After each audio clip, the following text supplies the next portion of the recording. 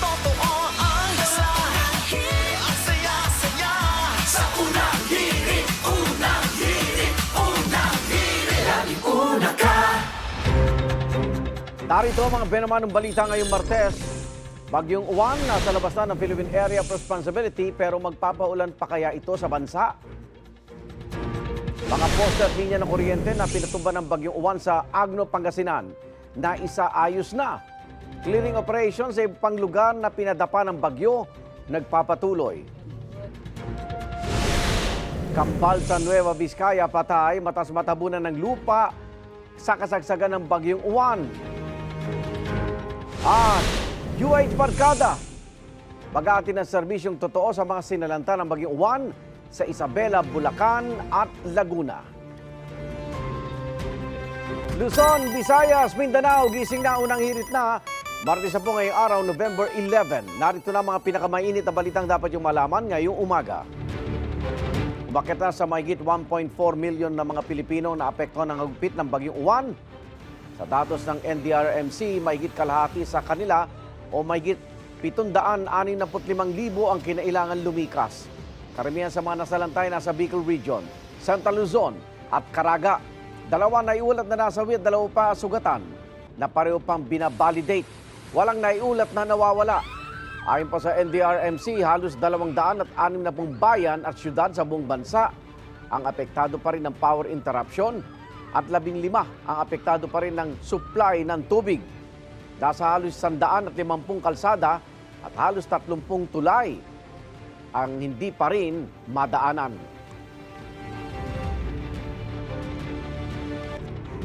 Nagsagawa na ng clearing operation sa ilang probinsya sa Northern Luzon na hinagupit ng Bagyong Juan. Ang mga natumbang poste sa Agno, Pangasinan dahil sa malakas na hangin na itayo na ulit. Naisaayos na rin ang mga linya ng kuryente roon ayon sa Pangasinan Electric Cooperative. Sa Bauco, Mountain Province, inalis na ng mga otoridad ang bumagsak na mga sanga ng puno sa barangay Utukan Norte. Sa Bontoc naman, mismong mga residente na ang nagtanggal ng mga bumarang debris sa barangay Samoki. Yan ay para mapabilis ang daloy ng naipong ulan. Nai-report na rin daw nila ang sitwasyon at humingi ng tulong sa lokal na pamahalaan.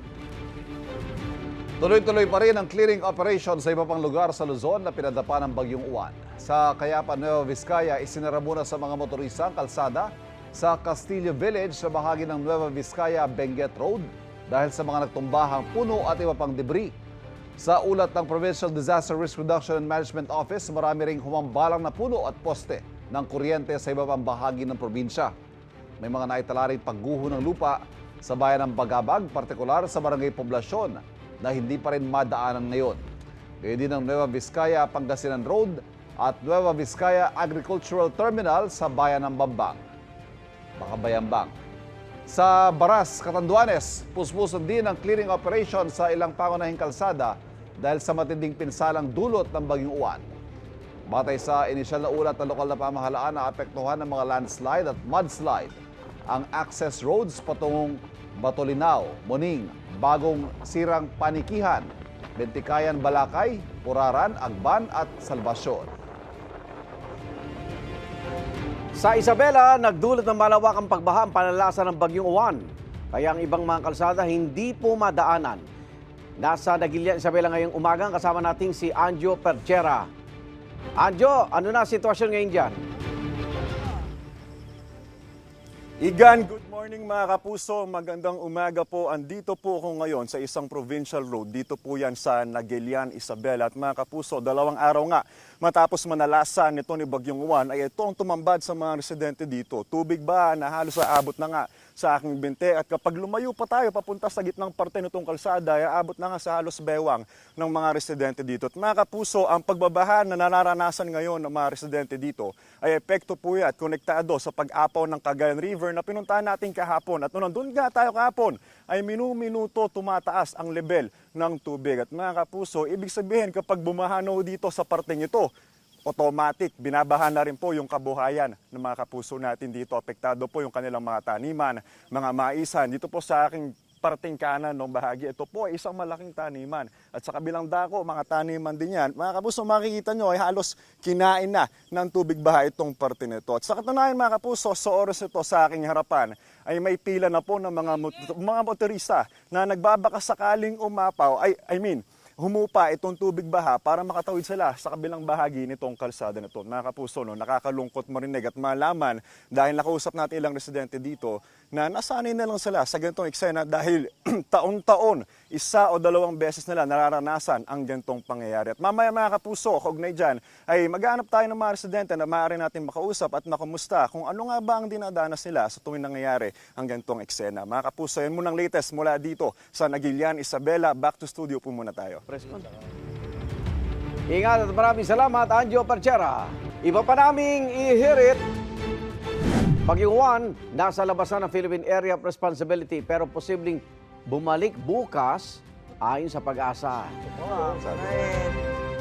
At libreng sakay sa MRT3 tuloy hanggang ngayong araw.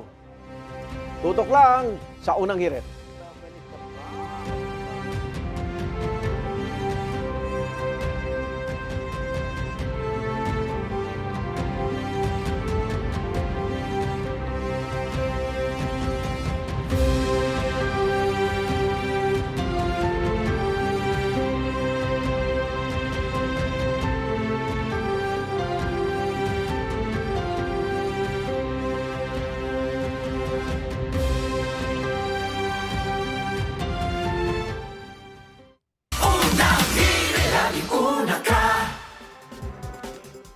Good morning mga igan, good morning UH Barkada. Good morning!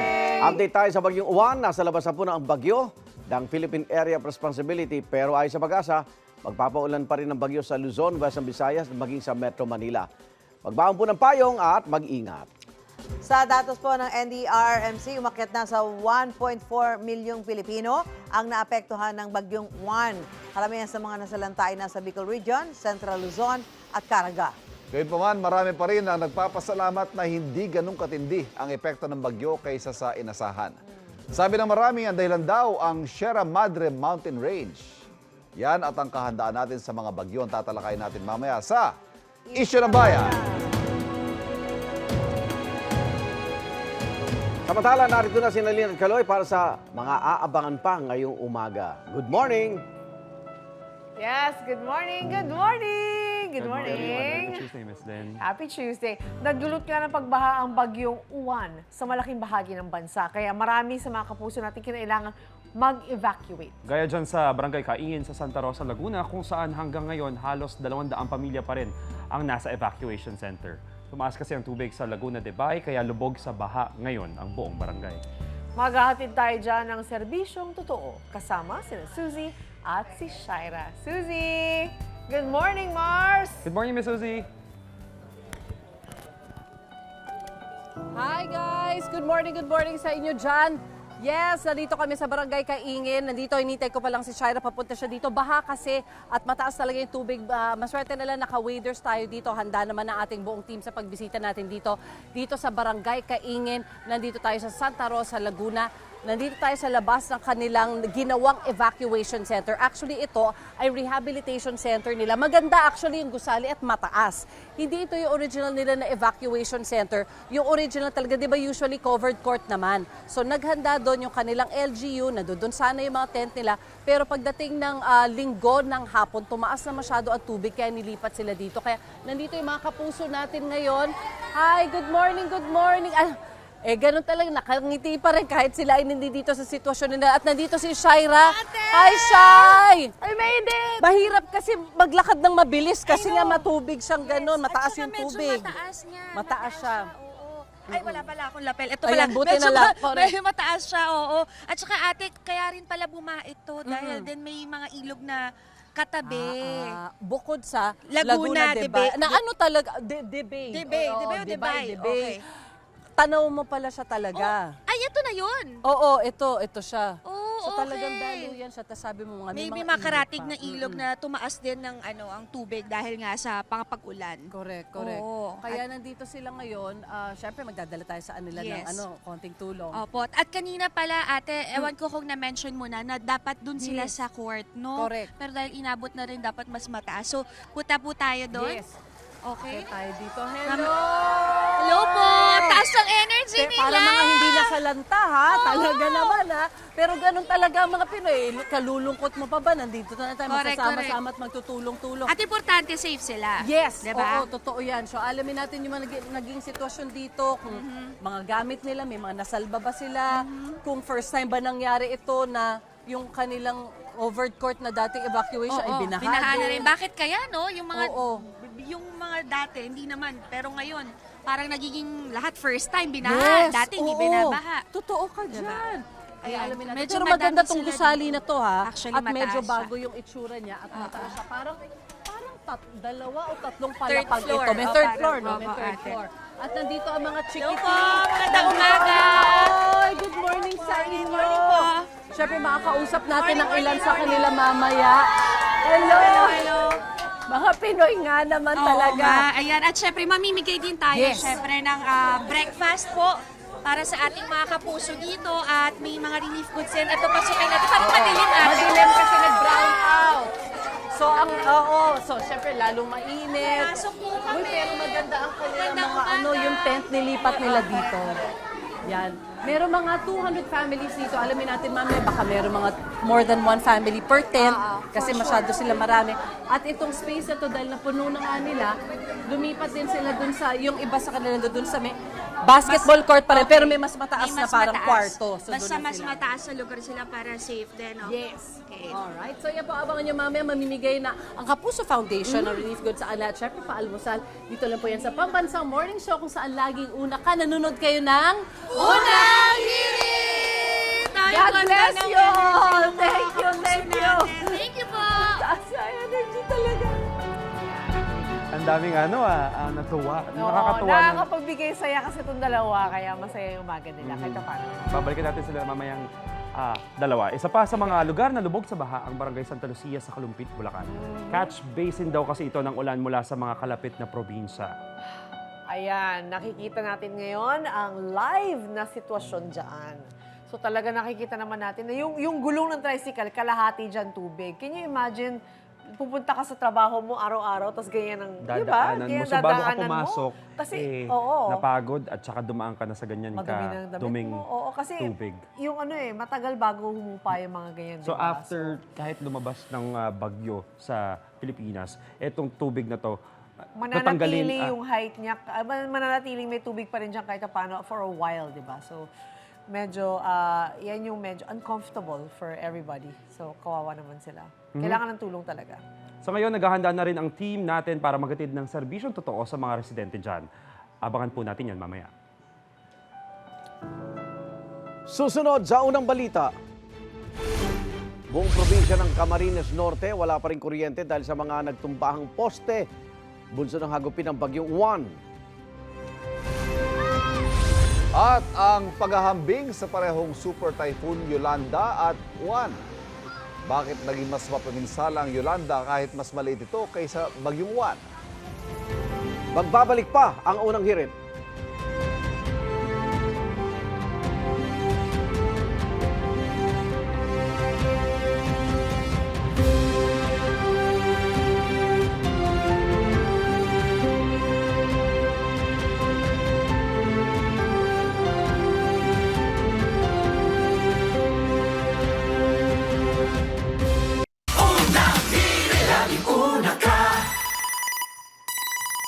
Isa-isayin natin ngayon ang mga balita sa Tuesday Checklist. Alamin natin kung uulanin pa ba tayo ngayong Martes dahil sa bagyong Juan. Bibigyan na tayo ng update mula sa Isabela ni UH Weather Presenter Anjo Parchera. Anjo. Igan, good morning mga kapuso. Magandang umaga po. Andito pa rin po ako sa Nagilian, Isabela. At sa mga oras na ito ay pasikat na po ang haring araw at banayad lang ang paggampas ng hangin. Kaugnay po niyan mga kapuso, update po tayo ukol dito kay Bagyong Uwan. Tuluyan nga pang lumabas na ng Philippine Area of Responsibility itong si Uwan kaninang alas 2 ng madaling araw. Huli pong namataan niya ng pag-asa sa layong 355 kilometers kanluran po ng Calayan, Cagayan. May lakas po ito na 120 kilometers per hour at pagbugso nga abot sa 150 kilometers per hour. Kumikilos po yan pa north sa bilis na 15 kilometers per hour. Sa kabila niyan ay magpapaulan pa rin dito sa Luzon at Western Visayas ang nasabing bagyo. Lalo na po sa Ilocos Region, Cordillera at Cagayan Province. Apektado pa rin tayo sa Metro Manila mga kapuso ng Bagyong Uwan. Mas makaasa naman po sa mas maayos sa panahon ng Mindanao at nalalabing bahagi ng Visayas, pero posible pa rin ang mga local thunderstorms. Sunrise sunset mga kapuso. Sumikat na po ang araw mamayang 5:55 a.m. at inaasang lulubog po yan mamayang 5:25 naman ng hapon. Paalala po mga kapuso, stay safe and stay updated. Mga kapuso, ito nga po ang sitwasyon ngayon. O makikita nyo sa likurang pattern ng ating kalsada, no, sa dulo po, no, may mga naghihintay pa rin ng mga motorista na umaasang huhupa na itong baha para makapasok sa kanilang mga trabaho at saan man sila pupunta. Pero wala pa nga pong abiso ang lokal na pamahalaan kung kailan huhupa ito. At mamaya aantabayan natin, bibigay tayo ng updates para sa mga residente natin at mga kapuso natin na umaasang makakadaan dito sa provincial road na ito. Ingat po tayong lahat mga kapuso. Salamat, Anjo. Hanggang ngayong araw po ang libreng sakay sa MRT3, LRT2 at LRT1. Alinsunod dito sa utos si Pangulong Bongbong Marcos para matulungan ang mga apektado ng Bagyong Uwan sa Metro Manila. Ayon sa Department of Transportation, kahapon may higit 100,000 commuter ang naserbisyohan ng libreng sakay ng MRT3. Sa ika-6 na sunod na linggo, nagpatupad ng dagdag presyo sa mga produktong petrolyo ang mga kumpanya ng langis. Epektibo ngayong araw ang piso kada litrong price hike. Sa kada litro ng diesel, 50 sentimo naman. Sa kada litro ng gasolina, wala namang paggalaw sa presyo ng kerosene. Ang ilang kumpanya na may oil price hike, magpapatupad ng price freeze sa ilang lugar. Yan ang Jetty Petroleum, Petron at Sea Oil. Paalala muli sa ating mga kapuso, umiiral pa rin ang nationwide price freeze sa mga household liquefied petroleum gas o LPG. Ibig sabihin, wala munang inaasang dagdag presyo sa ginagamit nating LPG sa bahay. Epektibo yan hanggang November 21. Ay sa Department of Energy, nagkabisay ang kasabay ng deklarasyon ng ating Pangulo ng State of National Calamity. At dahil nito na kahit paano ay maibsan ang epekto sa mga kababayan nating apektado ng Bagyong Tino. Susunod na sa unang balita. Batang kambal sa Nueva Vizcaya patay matapos matabunan ng landslide sa gitna ng panalasa ng Bagyong Uwan. At 5 taga Cordillera Region patay rin dahil sa landslide. Tutok lang sa unang hirit. So landslide.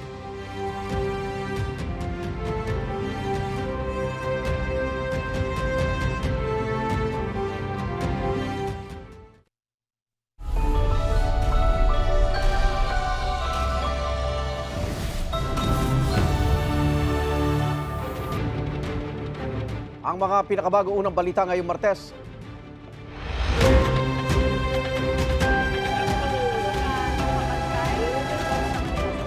Wala na naman dito. Unang balita.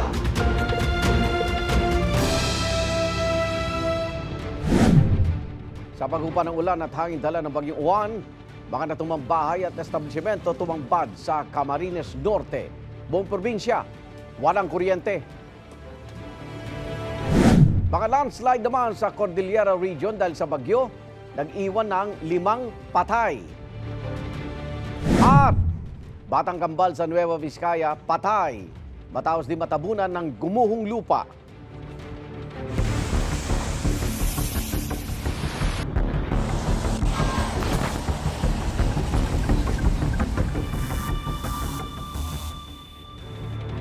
Tumambad ang mas maraming nawasak na bahay at establishmento sa Camarines Norte sa paghupa ng ulan at hanging dala ng Bagyong Uwan.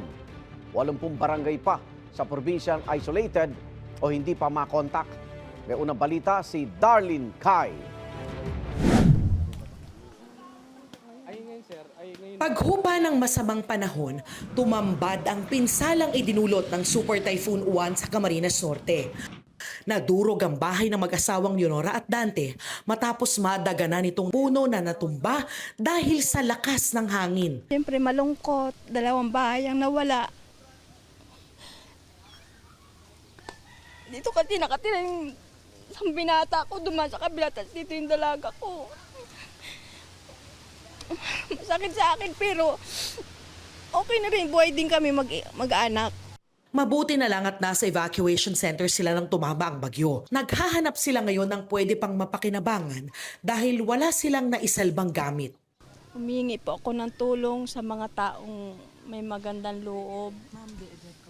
May magandang loob po, tulungan nyo naman po kami. Kahit maliit lang po na bahay para sa anak ko. Si June, isa-isang pinulot ang mga yerong natuklap mula sa bubong ng pinagtatrabahuhang talyer. Yun nga lang, hindi rin naman talaga basta-basta mga kapag-operate, gawa ng walang kuryente. Ang pamumuhay kasi namin, umaasa kami sa kuryente. wala pa rin kuryente sa buong probinsya ng Camarines Norte. Sa gitna ng brownout, isang laundry shop ang naghandog ng libreng charging sa mga residente. Sa bayan naman ng Mercedes, nilipad ang halos kalahati ng bubong ng covered court ng Evacuation and Convention Center ng bayan. Wasak din ang bangka ng ilang mangingisda. Sa Purok 1B sa Barangay 7, naubos ang ilang bahay sa tabing dagat. Puro bahay dito sa kinatatayuan ko sa Barangay 7 sa bayan ng Mercedes, pero tulad po ng nakikita nyo, na wash out na yan lahat dahil sa tindi ng hangin at laki ng along dala ng Super Typhoon Uwan. Kaya wala silang magawa kung hindi suyurin ang tumpok na mga kawayan at pawid para makita kung may pwede pang pakinabangan. Si Tatay Arnel, pinira-piraso ang mga kahoy. Sugatan pa siya ng mabagsakan ng kawayan ng itumba ng mga alon ng kanyang bahay. Walang magagawa at malakas yung bagyo. Siyempre, kabado din at inisip mo yung tinitirhan Malaking bagay sana ang seawall. Pero hindi pa tapos ang construction ng seawall kaya hindi protektado ang mga bahay. Narito pa nga ang ilang construction materials na tinangay din ng malakas na hampas ng alon kahapon. Masakit talaga po. Ito, tuloy ngayon, nakita mo mga basura. Paano kami? Ngayon, gibag-ibang mga harong, mga bahay. Nasaan ang mga tulong? Iniimbestigahan na raw ng DPWH ang konstruksyon ng seawall. Meron ang initiative din ang Provincial Disaster Risk Reduction Management Council para magkaroon ng inventory din sa mga effort ng mga ganyang structure dito sa lalawigan ng Camarines Norte. Abala ang mga otoridad ngayon sa clearing operations para madaanan na ang mga kalsada. Pero bagsak pa rin ang linya ng komunikasyon sa maraming lugar. 80 bahay pa sa probinsya ang isolated o hindi pa makontakt at maabot ng tulong sa ngayon. Yung clearing team natin para kung meron mang mapabilis natin yung access sa ng mga resources natin. May mga commitment naman ang pag-airlift ng mga mga food items natin para dito sa mga isolated areas dito sa Camarines Norte. Tuloy din ang relief operations ng iba't ibang ahensya ng gobyerno. Yan ang unang balita sa Camarines Norte. Darlene Kai para sa GMA Integrated News. Sa paghagupit ng Super Typhoon Uwan, marami ang nakaalala at inihalin tulad ito sa Super Typhoon Yolanda na sumalanta sa Visayas noong 2013. Ayon sa Pag-asa, may mga pagkakaiba ang dalawang super bagyo. Mas malawak ang Super Typhoon Uwan na may mahigit 1,000 kilometro ang diameter. Kaya nitong takpan ang halos buong Luzon at Visayas. Ang Super Typhoon Yolanda naman, 600 kilometro ang laki, mas maliit kaysa sa Typhoon Uwan. Pero ang taglay na maximum sustained winds ng bagyong Yolanda ay 235 kilometers per hour, habang ang Uwan ay umabot sa 185 kilometers per hour. Yan ang isang patunay na ang bagsik ng bagyo ay hindi nasusukat sa lawak o laki. Maaari daw kasing kahit mas maliit ito pero siksik naman sa ulan at hangin, makakapaminsala ito ng malala gaya ng Yolanda. Gayunman, hindi rin naman pwedeng isawalang bahala ang lawak ng bagyong Uwan dahil mas maraming lugar itong naapektuhan.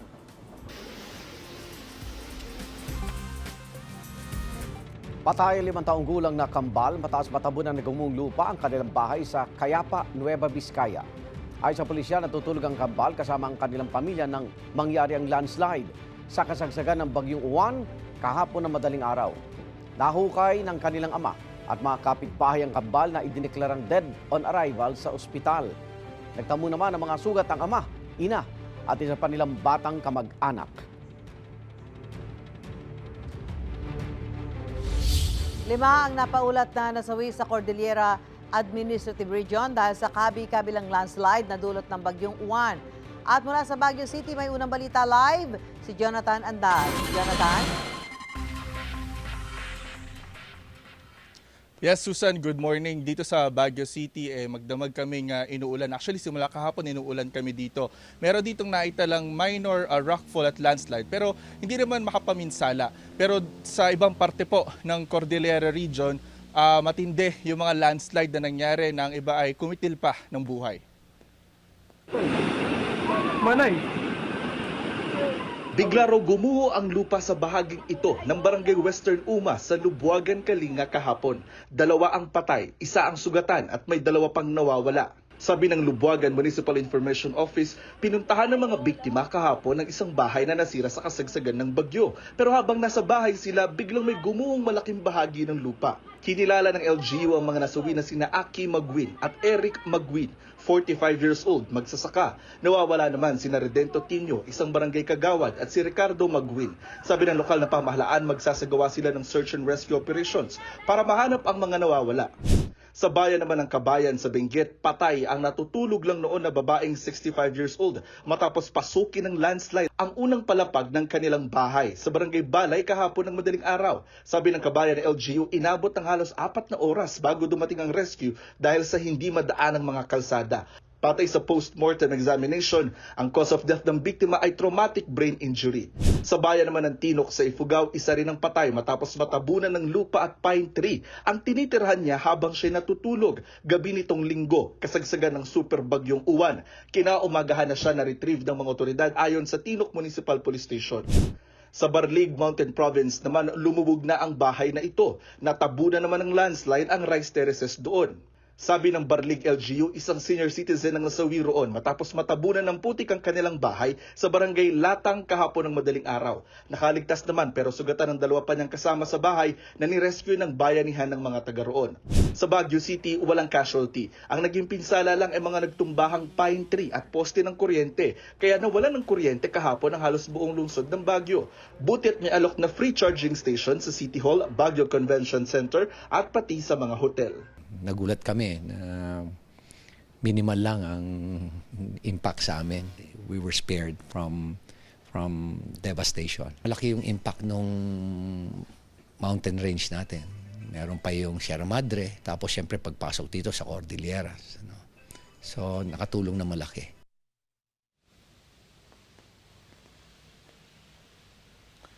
Susan, hanggang sa mga oras na ito ay wala pa rin kuryente sa ilang parte ng Baguio City. Gaya dito sa lokasyon namin malapit sa Burnham Park. Pero ang sabi ni Mayor Magalong ay sinisikap na ng Beneco na maibalik agad yung supply ng kuryente dito sa lungsod ng Baguio. Yan muna ang latest mula rito sa City of Pines. Balik sa iyo, Susan. Maraming salamat, Jonathan Andal.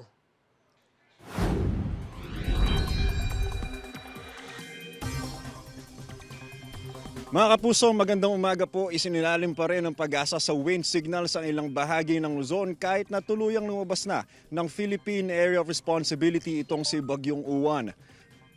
Ayon sa pag-asa, signal number 2 po ngayon sa Batanes, Cagayan kasama ang Babuyan Islands, Apayao, Abra, Kalinga, western portion ng Mountain Province, northwestern portion ng Benguet, buong Ilocos Norte, Ilocos Sur at northern portion ng La Union.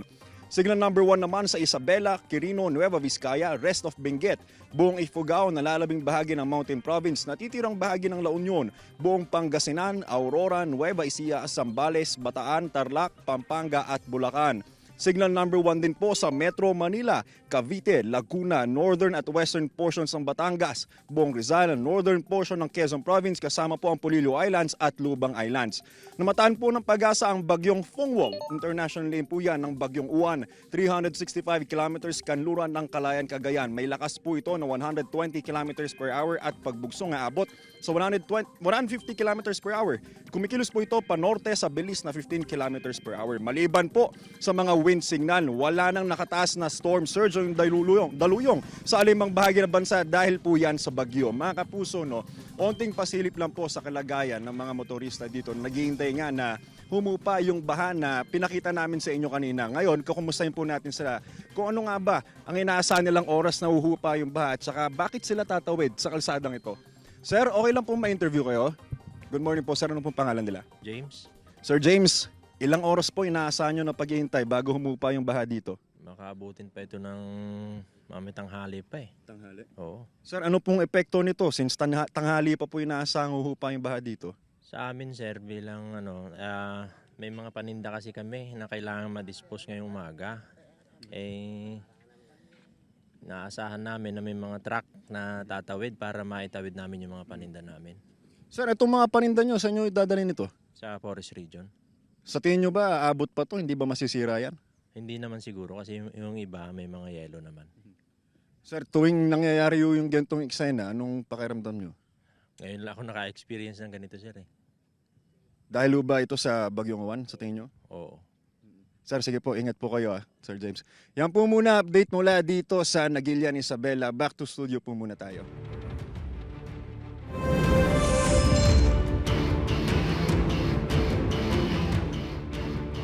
Sugatan ng isang lalaki matapos holdupin at hampasin ng baril sa Binangonan, Rizal. May unang balita si EJ Gomez. Pauwi na raw sana si AA, di niya tunay na pangalan, mula sa trabaho pasado 1:00 ng madaling araw nitong Huwebes, nang bigla raw siyang holdupin ng isang lalaki sa eskinitang ilang metro na lang ang layo sa kanilang bahay sa Barangay Kalumpang, Binangonan, Rizal. After niya po akong sinabihan ng hold up to, doon na po niya ako start na tinutukan ng baril 4 times po. And then doon niya na po ako nahawakan sa arms. Then tinulak doon sa may wall. Nung pagkabagsak ko, doon na po niya ako inano ng baril sa ulo. Tinuktukan ng baril. 3 times po. Sinubukan daw niyang manlaban at naitapon pa ang mga gamit kabilang ang isang eco bag na nooy naglalaman ng perang aabot sa 400,000 piso. Sa lakas ng pagkakapukpok ng baril, dumugo ang bahagi ng kanyang ulo. Nagtamo rin siya ng mga sugat sa may siko at paa. Ayon sa biktima, ilang segundo pa siyang nawala ng malay. At nang magising siya, nakita niya raw ng malapitan ng mukha ng sospek. Gayon din ang kasama nitong naghihintay sa kanilang sasakyan. Doon ko po naaninag yung mukha niya na may balbas, na maliit lang siya, naka-short. And then, black na shirt na may print po. Nasiko ko siya, then doon na po ako nakatakbo. Then doon na po sila pumiswat paalis, nakasasakyan. Sa kuha ng ilang CCTV, kita ang pagtahak ng getaway car ng mga sospek sa kahabaan ng Cableway Road sa Barangay Kalumpang. Ang color po is maroon or orange. Doon lang po nag-range yung nakita ko kasi lumang sasakyan po siya. And then may mags, tapos medyo yellow yung light nung sasakyan. Una pong nag-report yung biktima ay sa PNP po. Tapos nag-report na rin po yung mga magulang ng biktima sa aming barangay. Dinescribe naman po ng biktima yung hitsura ng suspect. Ayon sa barangay, posibleng dayo ang mga sospek sa insidente. Patuloy ang investigasyon at pagtunto ng pulisya sa mga sospek. Ito ang unang balita. EJ Gomez para sa GMA Integrated News. Susunod, bumigay na pumping station sa Paco, Maynila nagdulot ng baha sa ilang barangay. Maraming pamilya lumikas. Huwag bibitiw para laging una ka sa balita.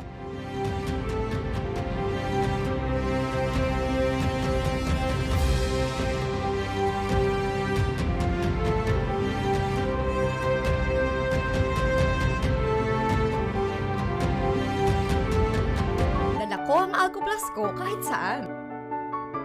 Ako plus Alco Plus sa biyahe. Ako plus Alco Plus sa work. Ako plus Alco Plus sa bahay. Ang protection ko, Ako plus Alco Plus!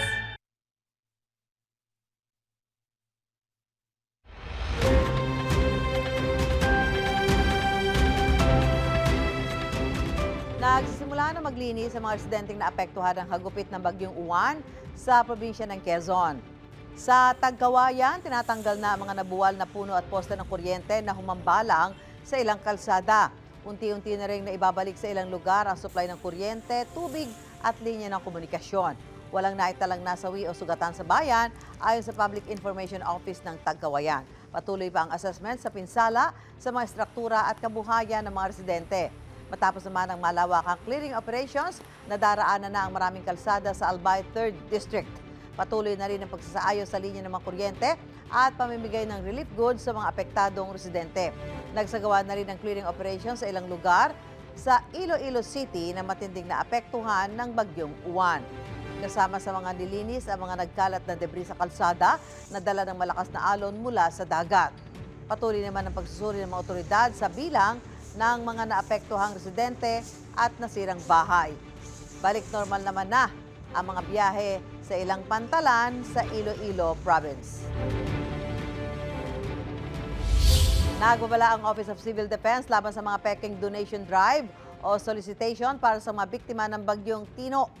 Ayon sa OCD, may nagpapanggap umano bilang staff assistant o staff ni Assistant Secretary Bernardo Rafaelito Alejandro IV para magsolicit ng donasyon para sa mga nasalanta ng bagyo.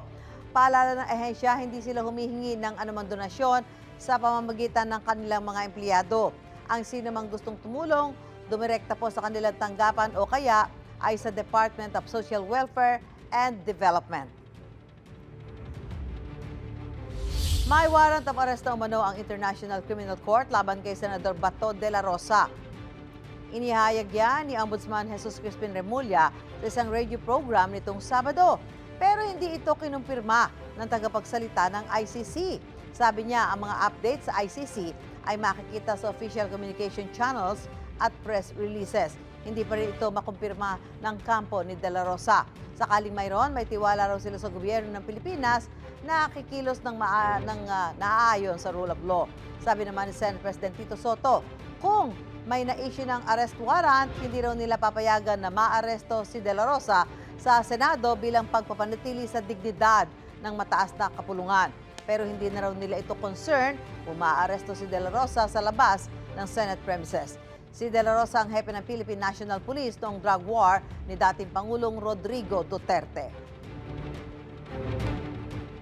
Kabilang ang 2 kapuso sa mga nakapasok sa Ting Ting's list, The Elegant Filipinas 2025. Kung sino-sino sila, alamin sa unang balita ni Bea Pinlac.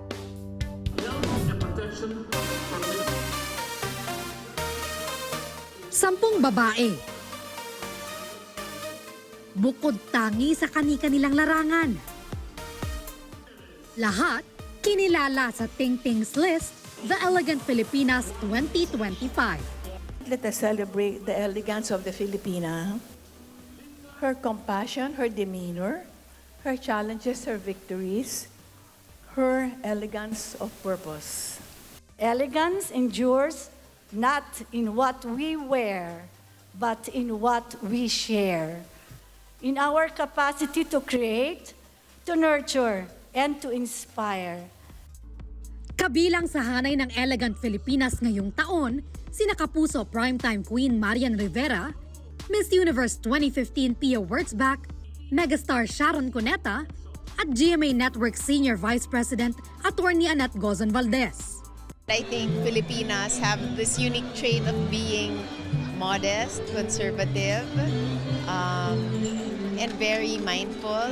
So I think that's what makes a Filipina very elegant. Ito ay magsisilbing paalaala na hindi dapat tumitigil ang isang tao na gumawa ng mabuti para sa kapwa niya. It's not about beauty lang talaga. So mas maganda pa rin na ine-extend natin yung tulong natin sa ibang tao. So doon nagiging mas makabuluhan yung buhay natin. Nagpakitang gilas din sa runway si Miss Universe Philippines 2023 at Kapuso star Michelle D. Grateful daw si Michelle na makiisa rito. Ano nga ba ang secret to being an elegant Filipina? Number 1 rule, kailangan talaga is maging mabait ka sa kapwa mo. Kumbaga, you treat them equally. For me, it's okay to walk your own path as long as you're not stepping on anyone's toes. You don't have to advertise that, you just have to walk with purpose and the right people will follow your lead. Ito ang unang balita Bea Pinlac para sa GMA Integrated News. Sa pagbabalik mamaya ng unang balita, Dagupan City nagdeklara ng state of calamity kasunod ng pananalasa ng bagyong Uwan. At kukumustahin natin ang mga biyahe sa mga paliparan, pantalan at bus terminals pagkatapos ng hagupit ng bagyong Uwan. Huwag bibitiw para laging una ka sa balita.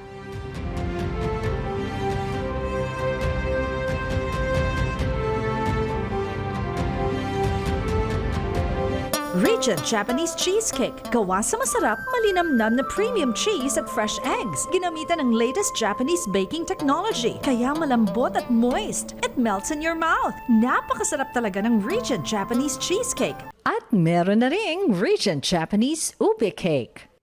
Regent Yuletide Pack. Naglalaman ng Regent Cheese Rings, Crisps, Snaku, Sweet Corn, at Regent Tempura. Lahat ng iyong paboritong snacks nasa isang pack na. Pang-giveaway o regalo sa mga kaibigan at pamilya ngayong Pasko. Only the best and merriest Christmas from Regent.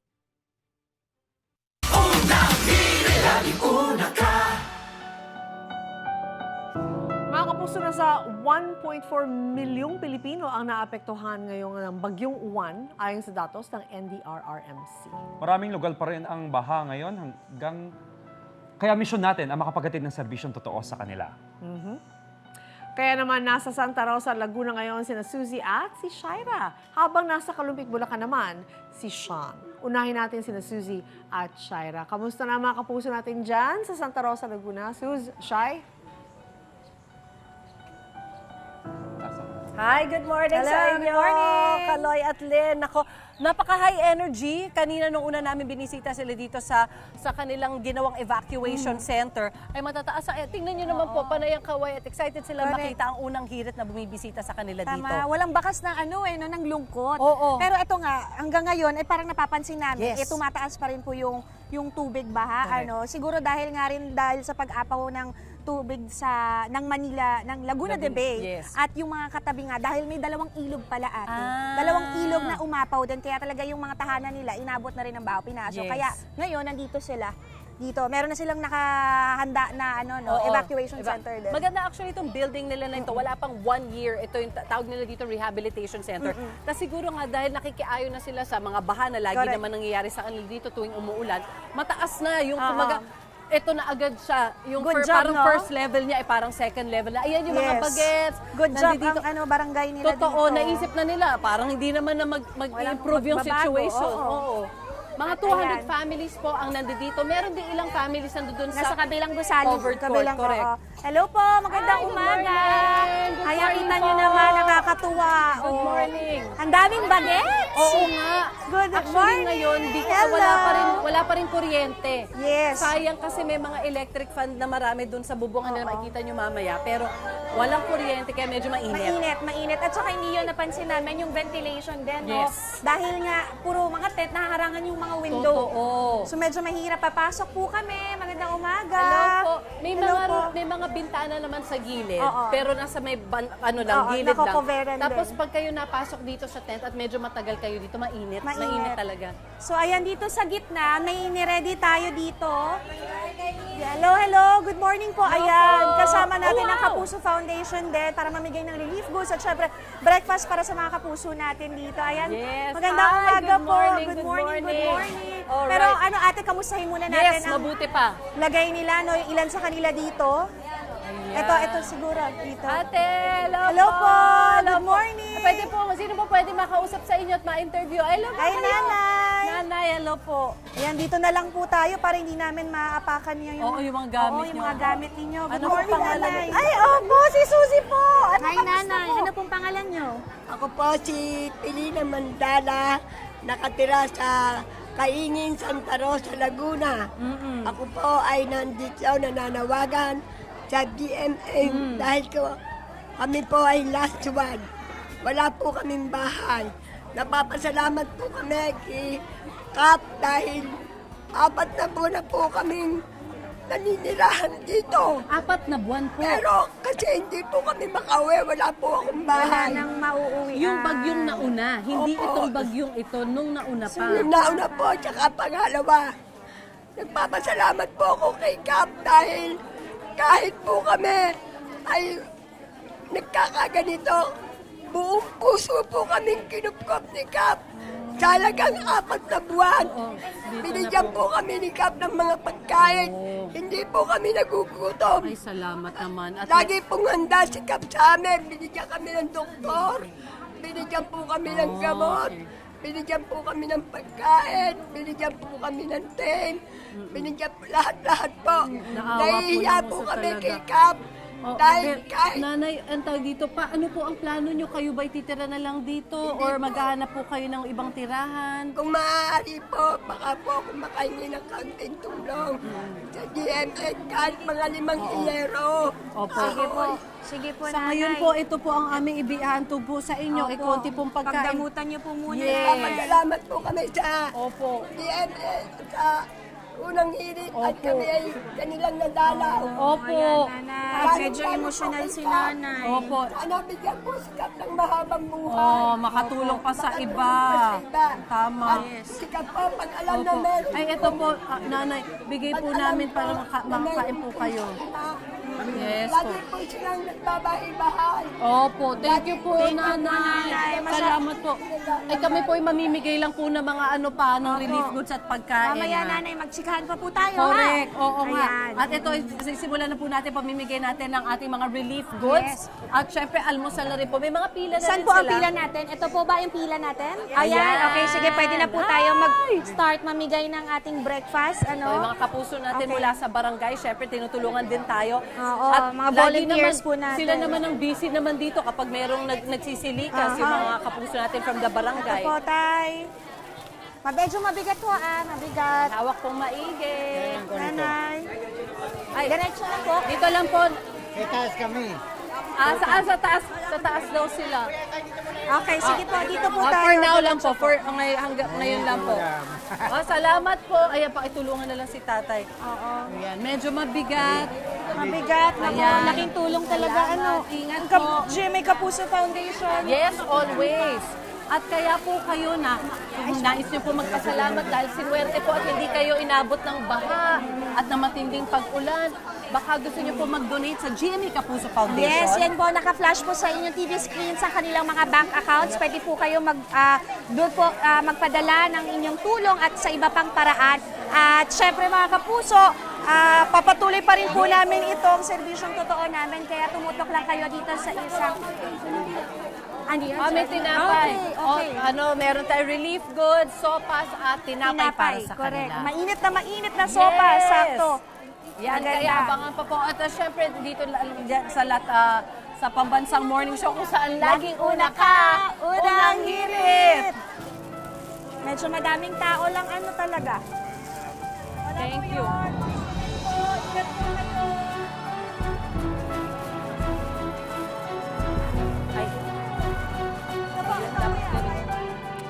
Thank you, Ms. Suzy and Shaira. Babalikan natin sila mamaya.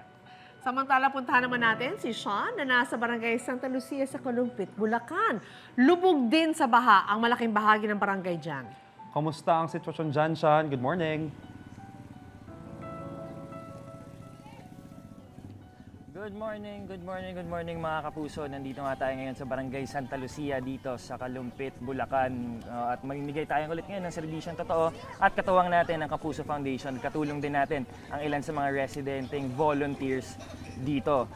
Itong barangay nga ito talagang nalulubog sa tubig, lalo na't malapit sila sa Pampanga River. Kaya pagdating ng bagyo, talagang umaapaw. At pag may high tide at ngayong maulan with the recent typhoon, mas lalong nalubog sila sa tubig. Sabi ng mga residente dito na mula noong 2021 pa daw sila nakakaranas ng pagbaha dito. At nung June pa lang nagsimula, hindi na daw humuhupa yung tubig. Kaya ngayon, with the recent typhoon, abot hanggang dibdib daw ang tubig dito. Kaya ginagamit na lang mode of transportation dito. Itong kolong-kolong, itong bangka na sinasakyan ko ngayon. Sa katunayan, yung tricycle na sinakyan namin papunta dito, mas mataas na rin talagang medyo prepared na yung mga residente dito dahil sanay na sila pagdating sa baha. Kaya maya-maya lang mamibigay na kami ng relief goods dito at tutulungan natin ilang mga residente dito. Pupuntahan natin ang mga kapuso natin dito. Kaya tumutok lang sa Pambansang Morning Show kung saan laging una ka, unang hirit.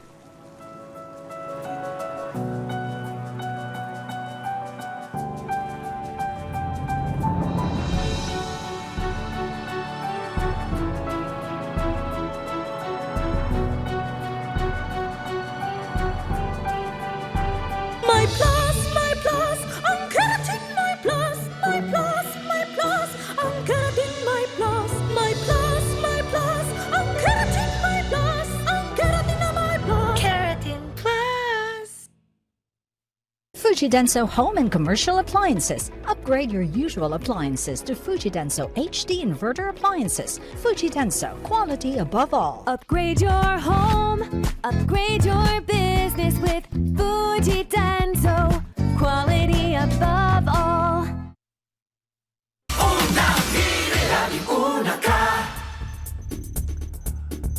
Nagbabalik po ng hirit, mga kapuso. Nasa labas na ng Philippine Area of Responsibility ang Bagyong Uwan. Sa datos, mahigit 1 milyong Pilipino po ang naapektuhan ng hagupit ng bagyo. Karamihan sa mga nasalanta nasa Bicol Region, Central Luzon at Caraga. Ngayon pa man, marami pa rin ang nagpapasalamat na hindi ganun katindi yung naging pinsala ng Bagyong Uwan tulad sa inasahan. Ang sabi ng marami, ang dahilan daw niyan, yung kabundukan ng Sierra Madre, yung Sierra Madre Mountain Range. Yan at ang kahandaan natin sa mga bagyo. Tatalakayin natin dito sa Isyu ng Bayan. At ngayong umaga, makakasama po natin Dr. Jerry Magtasa ng UP Diliman Institute of Environmental Science and Meteorology. Dr. Magtasa, sir, thank you for joining us. Good morning. Unahin natin na yung naging assessment po ninyo dito sa Bagyong Uwan. Naging super typhoon ito. Marami yung nag-compare. Baka daw ito yung the next Yolanda. Anong basa nyo sa naging takbo ng Uwan? Not quite the same. Pero Okay. ang kay Uwan, yung kakaiba sa kanya ay sobrang laki ng size niya. So sa sobrang laki ng size niya, pagdaan niya, ang daming apektado. So even yung northern part of Central Visayas ay naapektuhan ng malakas na hangin. Kung nakikita nyo yung images po, no, halos tinakpan eh. Parang binura ni Uwan yung buong mapa ng Pilipinas dahil sa laki niya. Exactly. So yun yung nangyari. Pero ang kagandahan dito, dahil doon sa laki niya, nahirapan siyang mag-intensify. So although umabot siya ng super typhoon, malakas siya, very dangerous, pero would have been much stronger yon kung mas maliit siya. Let's talk numbers, Professor. Yung kay Yolanda, dun sa kanyang mga bugso, umabot yata ng 300 plus kilometers per hour. So yung measurement ni Pag-asa is around 235 kilometers per hour yung sustained winds. Abot ng 300 yung mga gusts for Yolanda. Samantalang dito kay Uwan is around 185 kilometers per hour yung sustained, around 230 yung sa gust. Okay, kaya kung maalala nyo ho yung Yolanda, napakalalaki ho ng storm surge. Doon napunta sa kamalayan ng mga tao yung daluyong yung storm surge. Na parang ga-building ho yung taas ng mga waves. Yeah, right. Ito ho, observation din na marami, buti na lang. Hindi nangyari yung worst case dito sa Bagyong Uwan. At sabi nga nila, dahil daw yan sa Sierra Madre. Paki-explain, Doctor, ano ba talaga ang role ng Sierra Madre kapag may bagyo? Yeah, so explain ko muna kung paano nabubuo ang bagyo. Yes, go ahead. So ang bagyo, sinusustain yung energy niya from the warmth of the ocean. Dapat mainit yung karagatan. Okay. Nag-evaporate yung tubig, nagbibigay ng enerhiya sa bagyo. And dapat sustained dito. So once na ma-cut off itong power source ng bagyo, dahan-dahan, biglang babagsak yung lakas nito. Okay. So ang bagyo, kapag tumungtong sa lupa, naka-cut off yung source ng mainit na karagatan kasi lupa na siya, di ba? Yes. So babagsak at babagsak yung intensity ng bagyo. So may pag-aaral kaming ginawa. Ang ginawa namin is kung ang bagyo na tumatama ng Luzon, gawin nating flat yung Luzon. Sa isang banda, gawin natin na nandyan si Sierra Madre. Okay. So whether nandyan si Sierra Madre or gawin nating flat, yung pagbagsak ng intensity ng bagyo ay almost the same. Okay. So ibig sabihin, ang malaking factor na nagpapahina sa bagyo tuwing nagla-landfall ay yung kalupaan. Of course, may effect si Sierra Madre. So tulad nga ng sabi ko na, kung malakas yung hangin, magtago ka sa likod ng puno, di ba? Magiging mahina yung hangin, pero hindi ibig sabihin na yung puno, pinahina niya yung bagyo. Okay. So kung magtatago ka sa likod ng isang malaking bundok, hihina yung hangin, pero hindi ibig sabihin na yung bundok, pinahina niya yung bagyo. Okay. So yung nararamdaman nating intensity, yun yung humina dahil nagtago tayo sa puno. But Yes. it doesn't necessarily mean na humina yung bagyo dahil sa puno. Yes. Okay. Malinaw po sana yon. Ito, Prof, viral din online yung tila pagbasag daw ng Sierra Madre sa mata ng bagyo. Kasi nga naman, para nakita mo, nawala nga naman yung mata habang tumatawid sa Sierra Madre. Ano ba explanation nito from the scientific point of view? Yeah, so unang-una, yung mga bagyo nagkakaroon ng mata ay typhoon category. So Okay. mga tropical storm hindi yan nagkakaroon ng mata. Okay. So nung tumama si Uwan, Actually, typhoon pa rin siya, 150 kilometers per hour on land. So malakas pa rin yon. So nangyari, pwede ko bang... Yes, go ahead. Yeah. So itong slinky na to, so pag nasa ibabaw, satellite image, nakikita natin itong butas sa gitna ng bagyo. Yes. So kapag tumama siya sa kalupaan, lalo na may bundok, ang nangyari, nagtitilt.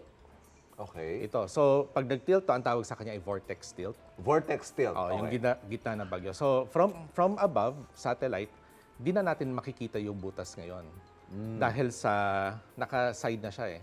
And possible na ito bigla siyang tatalon papunta sa kabilang side. Okay. So mahirap matrack ang bagyo kapag nasa lupa. Pero paminsan bigla na lang siyang all of a sudden lalabas sa kabila. Pero hindi ibig sabihin, Dr. Magtasa, na porket hindi mo nakikita yung mata, nalusaw siya. Yeah, obscured lang siya. Obscured, natakpan. Yeah. Mahirap maaninag pero more or less nandiyan siya kasi typhoon pa rin siya. Okay, yan. Naging usap-usapan din na yung flood control project naman sa Iloilo. Doon naman tayo sa ibang mga posibleng paraan para ma-cushion o mapahina yung impact ng mga ganitong bagyo. Yung sa paligid, nakakatulong daw sa pag-contain ng baha, yung mga mangrove. Ayan, ang ganda. Paano ba nakakatulong, Professor, itong mga ganito? At pwede kaya itong gawin sa ibang lugar? Pwede ba i-replicate sa ibang mga LGU?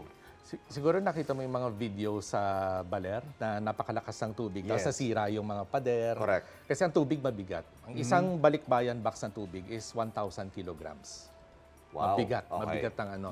So, ang mangroves kapag nasa coast sila, so it's a natural barrier para doon sa mga waves na malalakas. Sa pahinain, bago siya umabot ng kalupaan na tinitirahan ng mga tao. Isa siya sa pumipigil sa mga malalakas na waves. In many instances, pwede natin to itanim kung naturally yung environment ay suitable. Pero hindi sa lahat, unfortunately. Although maraming mga lugar sa, say for example, sa Manila Bay, na naturally before, may mga mangroves, tapos naputol na siya. Ang main cost mo dyan, I would imagine, yung real estate mismo. Kasi diba, instead of magtayo ka ng kung anong subdivision dyan o kung anong mga struktura, kailangan mo talagang tamnan ng mga puno. Ayan.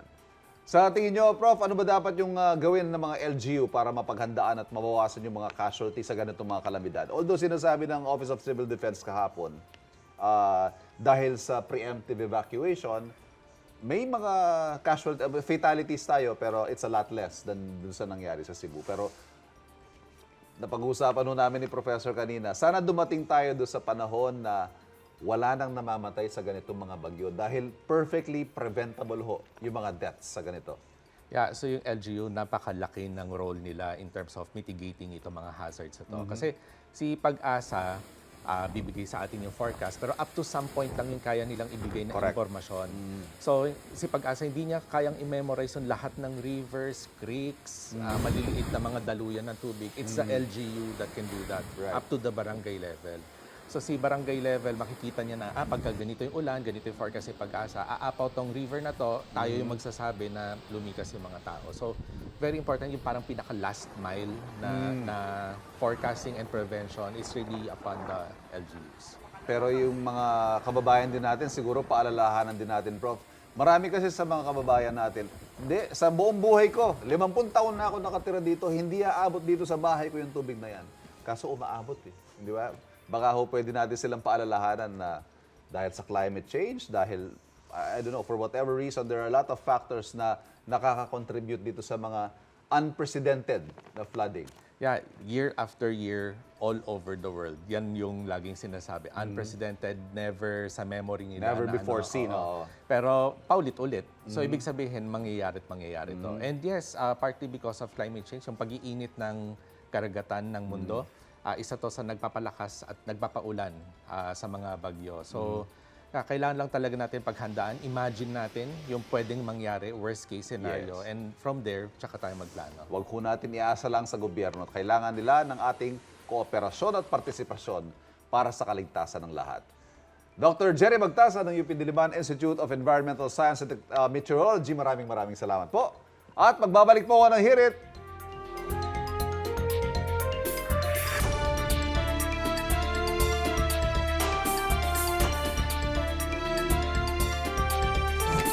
Be an Empress with impressively smooth hair. Empress Shampoo with impressively strong hair. Empress Shampoo.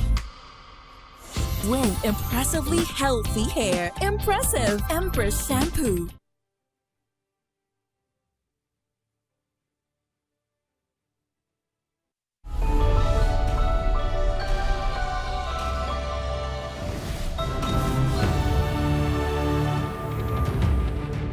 Narito na ang mga pinakabagong balita mula sa News Authority ng mga Pilipino, GMA Integrated News.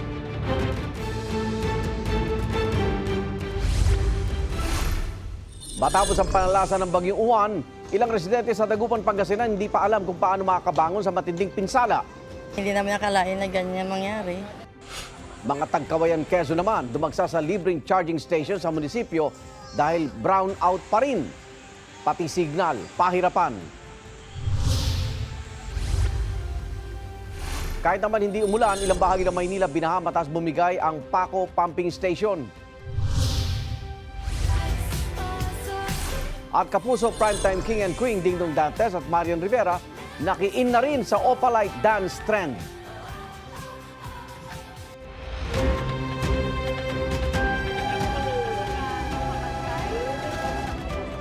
Umuulan na naman ho dito.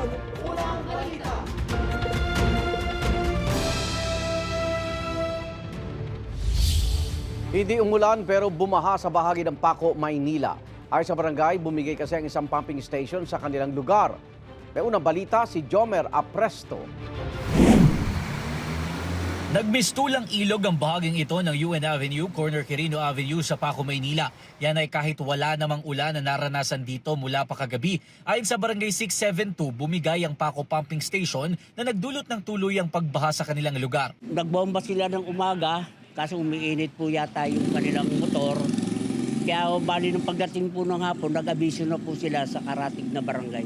Mas malala raw ang sitwasyon kahapon na umabot pa hanggang baywang ang taas ng tubig. Sa pag-iikot ng GMA Integrated News, pasado alas 3 ng madaling araw kanina, gutter deep pa ang taas ng baha sa bahagi ng UN Avenue at Quirino Avenue. Naabutan pa namin ang isang motorsiklo na tumirik sa gitna ng kalsada. Tinulungan ng rider na magtulak ng dalawang taxi driver na naghanap naman ng kanilang plate number na inanod dahil sa baha. Ang sasakyan naman na ito, umatras na lang at hindi na isinugal ang paglusong sa baha. Maging ang barangay hall ng Barangay 672, inabot din ng tubig. Ayon sa barangay, nasa halos 70 pamilya mula sa 6 na barangay ang inilikas kahapon.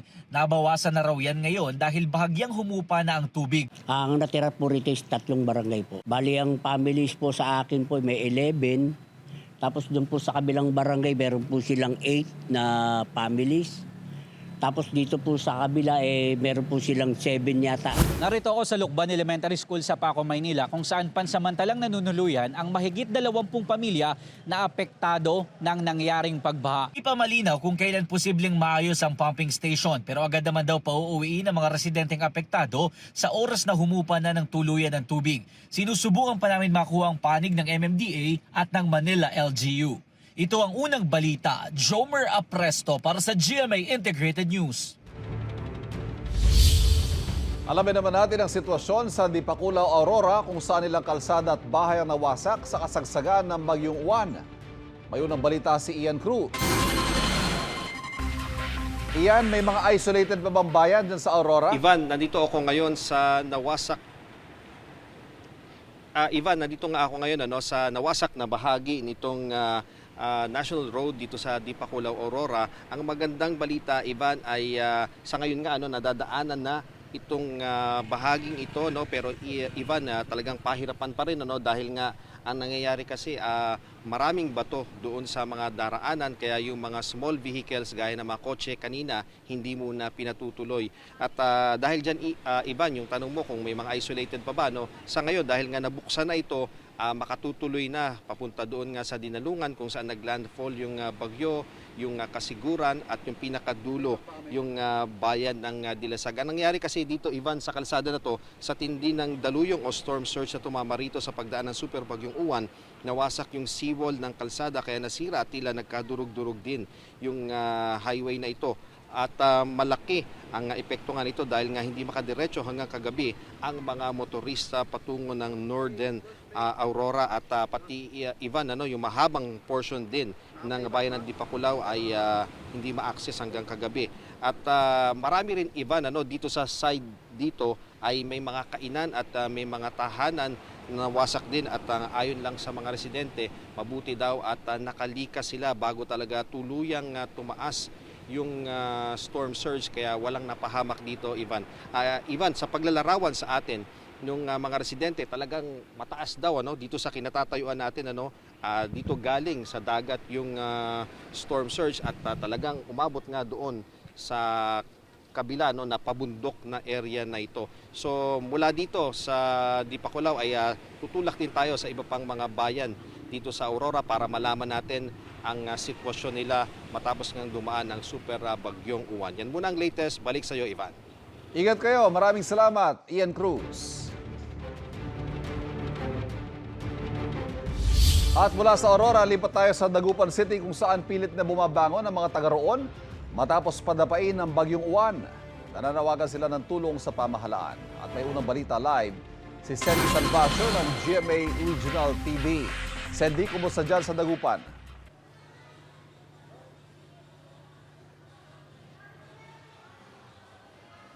Ivan, dahil nga nasa ilalim na ng state of calamity ang Dagupan City, ay tinitiyak ngayon ng lokal na pamahalaan ang agarang pamamahagi ng relief goods sa mga residente, partikular na yung mga lubhang naapektuhan at nasalanta ng pagdaan nitong bagyong Uwan. Walang magawa kundi titigan na lang ni Hara ang ipinundar niyang bahay sa Barangay Bunuan Gasset, Dagupan City. Sa isang iglap, winasak ng bagyong Uwan ang pinaghirapan niyang bahay. Hindi nga ako makapagsalita, nashock nga ako eh. Hindi namin nakalain na ganyan mangyari. Kala namin yung parang dati lang na bagyo, yung ordinary lang. Yung pala talagang napakalakas pala. Itinayo malapit sa baybayin ang bahay ni Hara, kaya madaling nawasak nang tumama ang bagyo. Hindi raw alam ni Hara kung paano muli magsimula. Nasira din ang bangkang gamit ni Eduardo sa hanap buhay matapos tangayin ng alon. Akala namin safe na yung mga bangka namin. Di, siyempre, mahimbing yung tulog na, akala namin safe na. Yung pa, inabot pa rin ng alon. Itinumba rin ng bagyo ang cottage na ito. Maging ang ilang bahay sa tabing dagat, hindi nakaligtas sa storm surge. Pinipilit ng ilang residente na bumangon matapos ang bagyo. Nananawagan sila ng tulong sa lokal na pamahalaan. Sa parehong barangay, nabagsakan ng commercial signage ang isang heavy equipment dahil sa malakas na hanging dala ng bagyo. Wala naman daw nasaktan sa insidente. Patuloy na nakaalerto ang Philippine Coast Guard sa mga coastal at low-lying area sa syudad. Baha ngayon ang ilang bahagi ng Dagupan City dahil sa storm surge na epekto ng bagyong Uwan na sinasabayan pa ng high tide. Dahil dito, nahirapan daw ang mga opisyal ng Barangay Bunuan Gasset na i-rescue ang kanilang mga kabarangay noong kasagsagan ng bagyo. Lahat po sila tulong-tulong po kami para makuha yung mga kabarangay natin sa mababang area. Lalo na sa tabing dagat. Yun, paghapon namin hinakot sila. Ang mga residente natakot sa biglaang pagtaas ng tubig sa kanilang lugar kaya dinagsa ang mga evacuation center na malapit sa kanilang barangay. Yung bahay namin pinasok ng baha. Wala kaming matutulugan. Lahat ng mga damit namin basa, lahat. Pahirapan ng mga residente at motorista sa paglusong sa baha. Meron din kasing case dito ng leptos, may namatay na rin kasi dito. For safety lang, kailangan magsuot pa rin ng bota kahit mababa yung baha. Nasa red alert status pa rin ang Pangasinan PDRRMO. Pinapayuhan pa rin ang mga residente na maging alerto at mapagmatsyag sa anumang banta ng masamang panahon. Kahapon, formal nang idineklara ang state of calamity sa lungsod ng Dagupan dahil sa matinding pinsalang iniwan ng bagyong Uwan.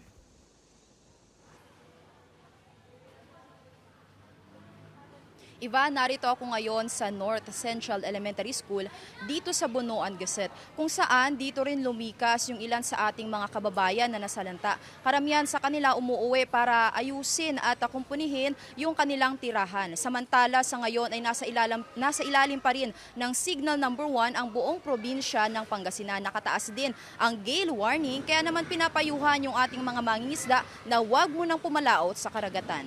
Ivan. Maraming salamat, Sandy Salvacio ng GMA Regional TV. Gobyerno na magpapagawa sa nasirang dike sa Navotas ayon kay Department of Public Works and Highways Secretary Vince Dizon.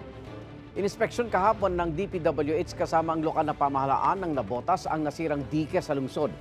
Ayon kay Navotas Mayor John Ray Chanco, may bahagi ng dike na noong isang taon pa nasira matapos mabangga ng barko ng High Tone Construction and Development Corporation sa kasagsagan ng bagyong Enteng. Hanggang ngayon, hindi pa rin sila sinasagot ng kumpanya.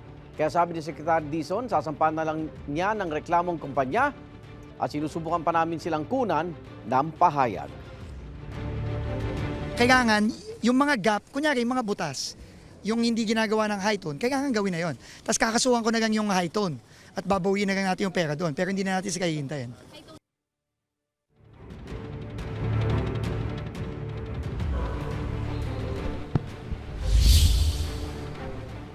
Mga kapuso, magandang umaga po sa inyo. Narito po ako ngayon sa gymnasium ng Nueva Ecija University of Science and Technology na isa po sa 129 na activated na evacuation center sa buong lalawigan ng lokal na pamahalaan ng Nueva Ecija. Sa kasalukuyan po, nasa 24 na pamilya pa ang nananatili rito o halos 100 katao individual. No? At mula po sila sa Aduas Sur, Aduas Norte at Barrera dito po sa Cabanatuan, yung mga tabing ilog na lugar. Kusa po silang lumikas sa takot na baka mapahamak. At gaya po nila ay marami rin pong mga residente sa iba't ibang bayan dito sa buong Nueva Ecija ang natakot sa Super Typhoon Uwan na nagdulot o naminsala hindi lang sa mga agrikultura kundi pati sa infrastruktura.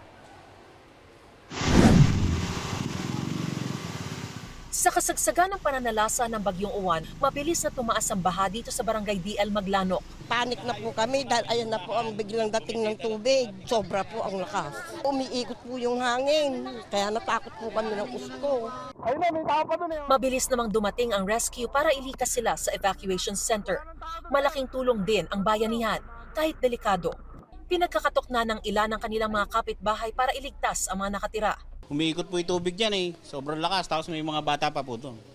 Ngayon, kinakabahan na po ako. Ayaw lumabas ng kwan. Ayan po, may kasama po ako, si uncle ko.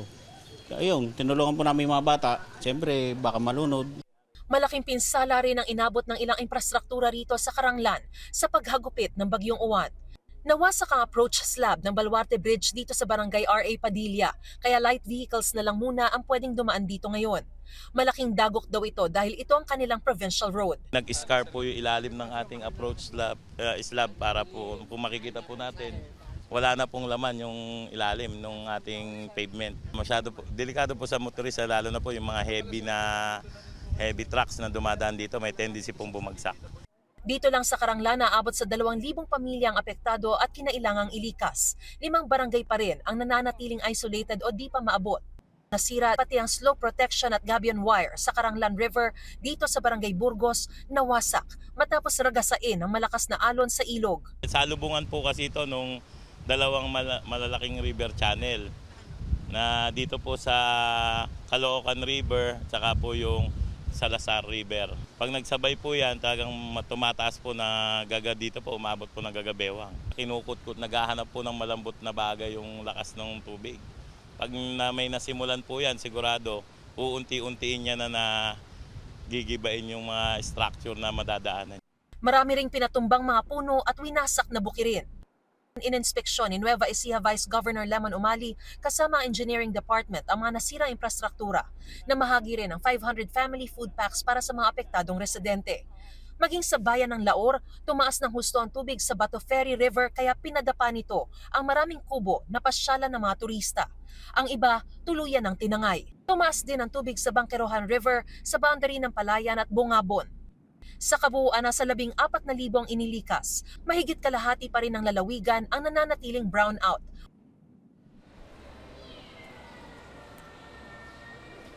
Samantala, kaugnay po niyan ay makakasama po natin ng live para magbigay sa atin ng update ang Provincial Administrator ng Nueva Ecija na si Attorney Joma San Pedro. Magandang umaga po sa inyo, Attorney. Magandang umaga po, Mama Riz, at sa lahat po ng ating mga viewers po. Alright, wala pang tulog, no, Attorney? Una po sa lahat, pwede niyo po ba kaming bigyan ng assessment kaugnay po ng mga pinsala na nangyari dito sa Nueva Ecija? Meron na po ba tayong estimate ng mga damages, casualties, missing? Yan. Una po sa lahat, syempre po ang ating lalawigan ay kasama po sa nabilang sa mga dinaanan po talaga ng Bagyong Uwan. And we're very happy to report and thank God dahil wala po tayong reported casualties sa ating lalawigan. As of now, wala rin po tayong reported na missing. Okay. So maganda po yun. Kaya lang syempre dahil po tayo ay nadaanan nga din po, marami po tayong mga areas na i-report po sa atin na nasira. Majority po ay syempre yung mga agricultural areas po natin dito, talagang na-damage po yung mga crops na hindi pa po naiaani. And also, kahapon po galing po tayo ng Karanglan, we also saw personally po yung mga areas po natin, yung mga infrastructure po na nasira. Alright, so wala pang estimated damages, Sa ngayon no? po, wala pa po tayong initial report ng estimated damages for both crops and infrastructure. But right now po today, there is a requirement for them to submit all of the reports. Kailan po natin masisimulan yung rehabilitasyon, especially dun sa mga areas, yung tulay, tsaka yung kalsada na talagang nasira, especially yung provincial road? Yes. Yung pong mga under the direct jurisdiction po ng provincial government, lalo na po yung provincial road and bridge po na napunta natin kahapon, immediately po ay ipapaayos po ito ng provincial government. Katulong po ang ating mga lokal na pamahalaan, lalo na po sa Karanglan kahapon. And yung mga iba naman pong areas na part na po ng national government, we will submit immediately a report to DPWH para po maiayos po agad, lalo na po yung mga areas o yung mga kalsada lalo na talagang medyo delikado ng gamitin po ng ating mga mamamayan. Kano karami pa po yung mga evacuees na nananatili sa mga evacuation center at mananatili pa po ba sila? Kumusta yung lagay ng kanilang mga barangay? Yes. Ngayon po, meron po tayong naka-activate pa na 129 evacuation centers sa buong lalawigan. Yung mga nasa evacuation naman po, majority of them, kaya hindi pa po sila makabalik, ay talagang may danger pa po kasi may mga reported pa po tayo ng mga flooded areas within the province at talagang kailangan pa rin po nilang lumikas. Pero ngayon naman po ang report sa atin ngayong umaga, unti-unti na pong bumababa yung ating po mga tubig, lalo na po dun sa mga nakatira sa tabi ng ilog. Kaya hopefully po within the day or until tomorrow po siguro ay unti-unti na pong magsisibalikan po ang ating po mga kababayan sa kanilang mga bahay. May mga nagkakasakit po ba sa evacuation centers? Usual po tayo, nagkakaroon po talaga ng typical na mga sakit, lalo na po ng Cebu at Upo, lalo na po yung mga bata po na kasama po natin sa evacuation centers. Pero ang kagandahan naman po, lalo po dito sa ating evacuation center po dito sa Cabanatuan, nandito po ang ating provincial health office at sa lahat po ng ating mga evacuation centers ay ito po ay closely monitored ng kanila po mga city and municipal health offices. Yung mga isolated areas po ba mapupuntahan na, tsaka meron pa po bang brownout? Okay. Yesterday po, nag-report po sa atin ang mayor pa rin po ng Karanglan na 2 barangay po sa kanila, ang Burgos at Salazar, ay sa ngayon po isolated. Pero according naman po kay Mayor, ay accessible naman po at kaya naman pong idala na yung ating mga relief goods na naipadala. Sa ibang mga areas po dito sa Nueva Ecija, fully restored according po sa NGCP, 4 p.m. yesterday, ayun nag-report po sila. Fully restored, kaya lang may mga areas pa rin po talaga na walang kuryente dahil po yung linya ng kuryente sa kanilang mga barangay ang naputol. Kaya ito po yung inaayos po ngayon ng ating po mga utility companies. Okay. Alright. Maraming salamat po sa impormasyong binigay niyo po sa amin at sa inyo pong panahon, Attorney Joma San Pedro, ang Provincial Administrator po ng Nueva Ecija. So sa mga sandali pong ito, nakikita na po natin na hinahanda na po yung almusal ng mga evacuees dito po sa NEUST. Samantala mga kapuso, nagdulot din po problema rin sa ngayon yung telecommunications sa Vera Catanduanes matapos nga po ang pananalasa ng Super Typhoon Uwan. Nagpunta sa mga piling lugar sa bayan ang maraming residente para makasagap ng malakas na cellphone signal at makatawag sa kanilang mga kamag-anak. Nanawagan sila sa mga service provider na bilisan ang pagsasaayos ng mga nasirang infrastruktura at signal sa lugar. Sa Tagkawayan, Quezon, supply ng kuryente ang problema ng mga residente. Marami ang nagpupunta sa libreng charging station na inilagay ng lokal na pamahalaan sa munisipyo. Dala ng mga residente ang kanilang mga cellphone, rechargeable flashlight at iba pang mga gadgets. Kumusta natin ang lagay ng transportasyon matapos ang panalasan ng Bagyong Uwan? Papanayan natin live si Transportation Acting Secretary Giovanni Lopez. Secretary Lopez, magandang umaga po. Ay, magandang umaga po, Igan, at sa lahat po na nanonood ng unang hirit. Magandang umaga po. Kumustahin lang po namin mga napinsalang paliparan o pantalan o mga bus terminal sa naging pananalasan ng Bagyong Uwan? Base po sa aming initial assessment, Igan, no, may mga ang mga matinding may tama sa ating sa mga paliparan o sa pantalan, no? Dito po sa may Virac, Catanduanes, yan po. At bibisitahin natin mamaya. May mga pantalan po tayo talagang sabihin nating extensive damage po. Pero pagdating naman sa ating mga paliparan po ay mga minor damage lang po ang manangyari sa ating pasilidad.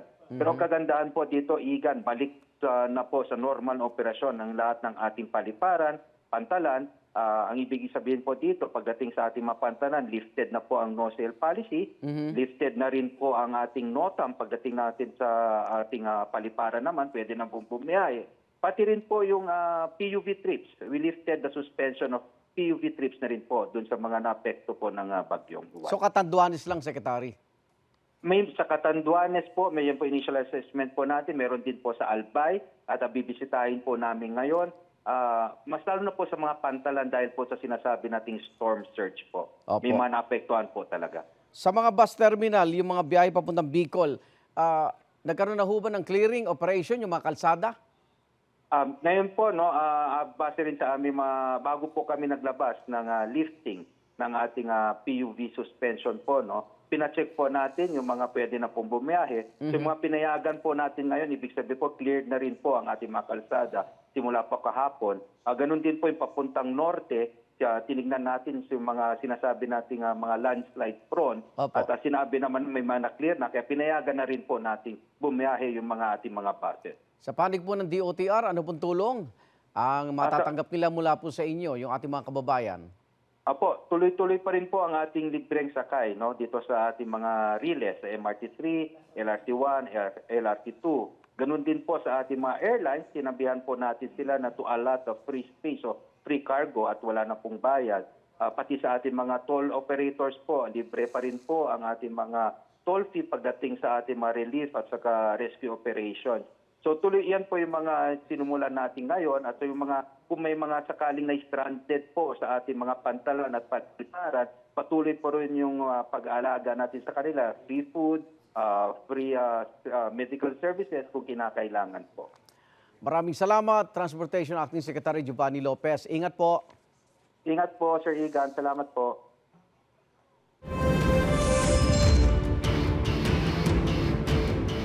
Arestado sa Quezon City ang isang lalaki na nangikil umano sa dati niyang nobya para hindi ikalat ang masisela nilang video. Itinanggi naman ang akusadong paratang. May unang balita si Bam Alegre.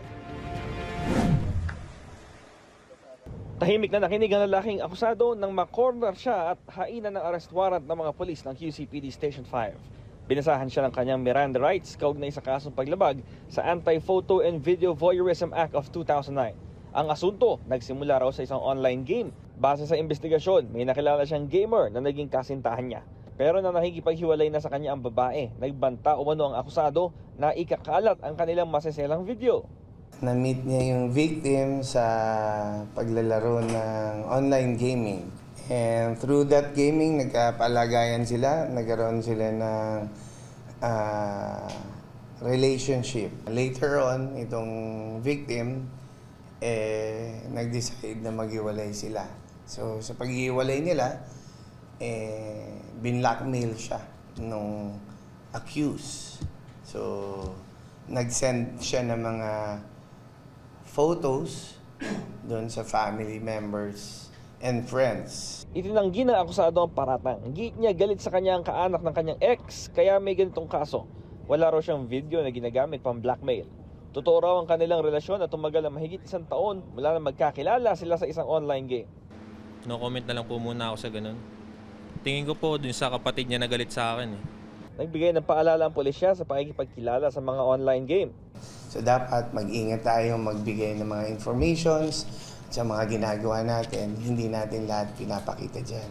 For our safety also. Kasi hindi natin alam kung anong pwede nilang gawin sa mga binibigay natin mga information at mga photos actions. Nasa kustudiya ng Fairview Police Station ang akusado habang hinihahanda ang return of warrant. Ito ang unang balita mula sa Quezon City, Bam Alegre para sa GMA Integrated News. May panibagong oil price hike ngayong araw para sa ilang tsuper, panibagong dagok na naman ito sa kanilang kabuhayan. Live mula sa Marikina, may unang balita si EJ Gomez. EJ. Igan, may taas presyo na naman nga sa mga produktong petrolyo ngayong linggo. Ang mga kapuso nating namamasada umaaray na naman dahil daw sa bawas na naman nilang kita lalo pat matumal pa ang biyahe dahil tag-ulan. Sa ika-6 na sunod na linggo, may dagdag singil sa kada litro ng gasolina ngayong araw. Ikatlong magkakasunod na linggo naman para sa diesel. Sa pinakahuling price hike ng mga kumpanya ng langis, piso ang taas presyo sa kada litro ng diesel, habang 50 centavos ang sa gasolina. Wala namang price adjustment sa kerosene, kasunod ng pagpapatupad ng gobyerno ng State of National Calamity. Ang 55 anyos na si Tatay Restituto tumanda na raw sa pamamasada. Kahit pa raw sentimo lang ang taas presyo sa gasolina, malaking bawas yun sa kita niya, lalo na ngayong mataas ang presyo ng mga bilihin. Malaking kabawasan yun. Kada 15 pesos na mawawala malaking kabawasan na yun. Kailangan huwag nang itaas. Talaga mahirap na dahil may edad na. Kumakayot pa rin, walang inaasahan Dito lang tayo maasa sa tricycle. Isa pang senior citizen na tricycle driver si Tatay Napoleon. Ilang dekada na raw siyang namamasada hanggang ngayong 63 anyos na siya.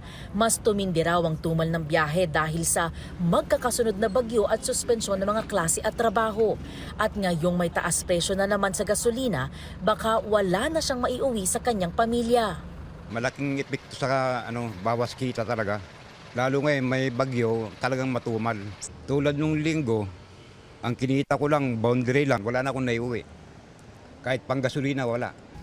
Ang jeepney driver naman na si Ramon, nagsasawa na raw sa paulit-ulit na lang na taas presyo sa diesel. Malaking kaltas daw ito sa maghapon niyang kita. Minsan 700, 1,000 gano'n. Diesel pa lang. 700. Malaking epekto, may epekto din. Kaso lang, wala tayong magagawa Yung sitwasyon ng driver, gano'n din, hirap. Kailangan magsipag para kumita. Ilang kumpanya ng langis ang nagsabing walang oil price hike sa ilang lugar dahil sa ipinatutupad nitong price freeze kasunod ng pananalasa ng mga bagyong Tino at Uwan. Kabilang dyan ang Cagayan, Isabela, Nueva Vizcaya, Albay, Camarines Sur, Camarines Norte at Sorsogon. May kumpanya na hindi rin magpapatupad ng taas presyo sa langis sa mga probinsya ng Pangasinan, Nueva Ecija, Negros Occidental, Cebu, Aklan, Antique, Capiz, Iloilo at Bicol Region.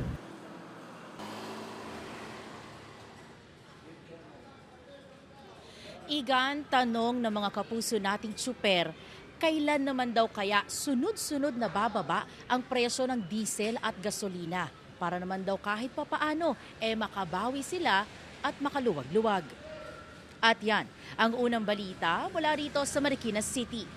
EJ Gomez, para sa GMA Integrated News.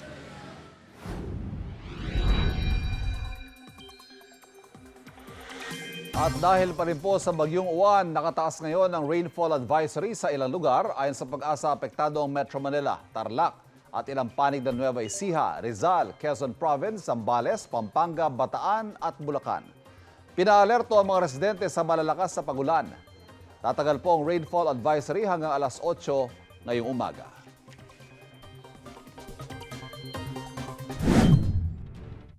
Paglilinaw po, may pasok na ngayong araw sa mga opisina ng gobyerno sa 9 na rehiyon sa bansa, batay sa anunsyo ng Presidential Communications Office. Yan ang National Capital Region, Cordillera Administrative Region, Ilocos Region, Cagayan Valley, Central Luzon at Southern Tagalog. Pati sa Mimaropa, Bicol at Eastern Visayas. Nananatili namang walang pasok ngayong araw sa lahat ng eskwelahan sa mga nasabing rehiyon. Gayon din sa Western Visayas, Central Visayas at Negros Island Region.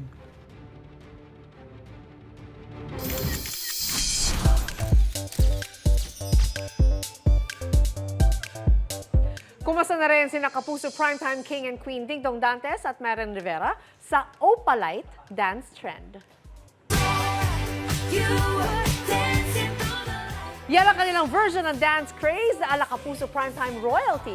Hataw ang dongyan. Kaya naman benta sa mga Kapuso online ang video na may hashtag couple goals. Sa ngayon may mahigit 13 million views na yan sa Facebook. Asan yung entry ng isa? Tara. Maraming views din yung kay Miss Lynn eh. Sumahabol eh. O ito mga kapuso, mapapanood na si kapuso artist Rocco Nacino sa pelikulang Lakambini. Ang naganap sa kanilang first day screening, panoorin po natin. Pinawawalang saysay ko ang huwag na halalan na to. Matapos ang isang dekada, mapapanood na sa mga sinehan ang historical film na Lakambini, Gregoria de Jesus. Ito ay tungkol sa buhay ni Gregoria de Jesus, ang asawa ni Andres Bonifacio at tinuturing na ina ng Katipunan. Lakambini. Sa naganap na first day screening noong November 5, unang napanood ng pelikula. Present dito ang cast tulad ni Rocco Nacino na gumaganap bilang Andres Bonifacio at Elora Espano na isa sa mga gumanap bilang Gregoria de Jesus. Naroon din ang creators ng film kagaya ng isa sa mga direktor ng pelikula na si Direk Arjan Mar Rebeta. Pagkatapos ng screening, sinagot nila ang mga katanungan ng invited guests sa isang talkback. I myself, as an actor, I'm very loud on social media. I'm really speaking my voice and this is wrong. Let's all work together. Never lose hope. Ang tagal ni Ka Oriang na lumaban sa injustice, pero hindi siya bumitaw. Positibo ang reaksyon ng mga nakapanood ng pelikula. It was super empowering to women, and I think that everybody should definitely go see this. I think that cinematographically it was super excellent. I don't think I've seen a film locally that was shot this beautifully and with as much intention in a long, long time. Please send the word out to all your loved ones, sa mga kaibigan, sa mga mahilig sa history. Sana po suportahan ninyo ang aming pelikula. Sana rin po i-share ninyo ang aming pelikula. Magpapaputok!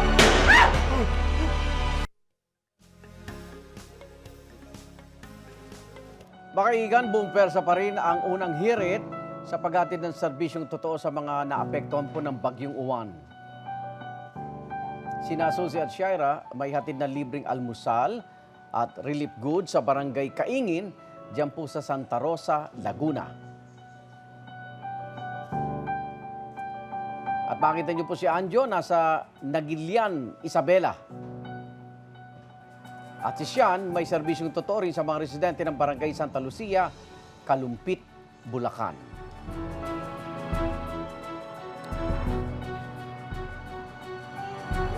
Nakabangka talaga si Sian. Unahin natin si Sian na nakasakay na sa bangka dahil ang ilang parte ng Barangay Santa Lucia sa Kalumpit, Bulacan, umaabot hanggang dibdib ang baha. Nako, kumusta kaya ang mga kapuso natin dyan, Sian?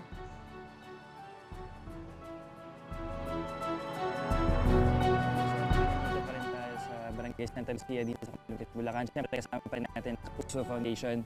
Ito nga, actually, pabugso-bugso pa rin yung ulan. Kakatigil lang actually. Kaya ito, tuloy-tuloy pa rin yung pag-akyat ng level ng tubig dito. Kasi nga, catch basin sila dito ng tubig mula pa sa Nueva Ecija at iba pang mga probinsya.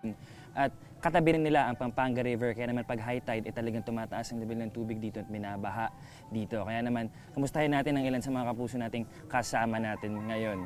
Sa katunayan, ilan lang to, ito may nakikita nyo ngayon mga nasa likod ko, ilan lang to sa 700 na bahay na nalubog ng dahil sa baha. So that's almost 1,020 families that are affected. Kaya naman ito, and dito, ilan sa kanila nakaabang na sa atin. Kaya tara, puntahan natin sila, kamustahin natin. Good morning po. Good morning po sa inyo. Ito naman po, tanggapin nyo po muna to. Ito po. Ayan. Pasa-pasa na po tayo. Ayan. Ito po. Ayan. Kanina po itong bahay ngayon na nasa likod natin. Sa inyo po ba to? Kanina po. Aurea Sabino. Kanina po. Aurea Sabino. Kaya po ba yun? Hindi, si nanay. Okay po. Nice. So, kamusta naman po yung... biglang ganito nakalalim. So, paano naman po yung pang-araw-araw nyo ngayon? Wala po, puro hirap ang inaabot namin. Hindi lang yung araw nito. May kita po kami sa linggong nakalubog sa tubig. Mahigit isang linggo na to. So isang linggo na rin ganitong level ng tubig? Talaga ba? Ngayon lang po napakalaki, pero nakaraan konti lang itinaas. Kasi talagang binabaha po dito pag high tide. So paano po yun pag high tide? Gulatan lang po ba kayo? Paano nyo po nasasabi na papasok yung tubig?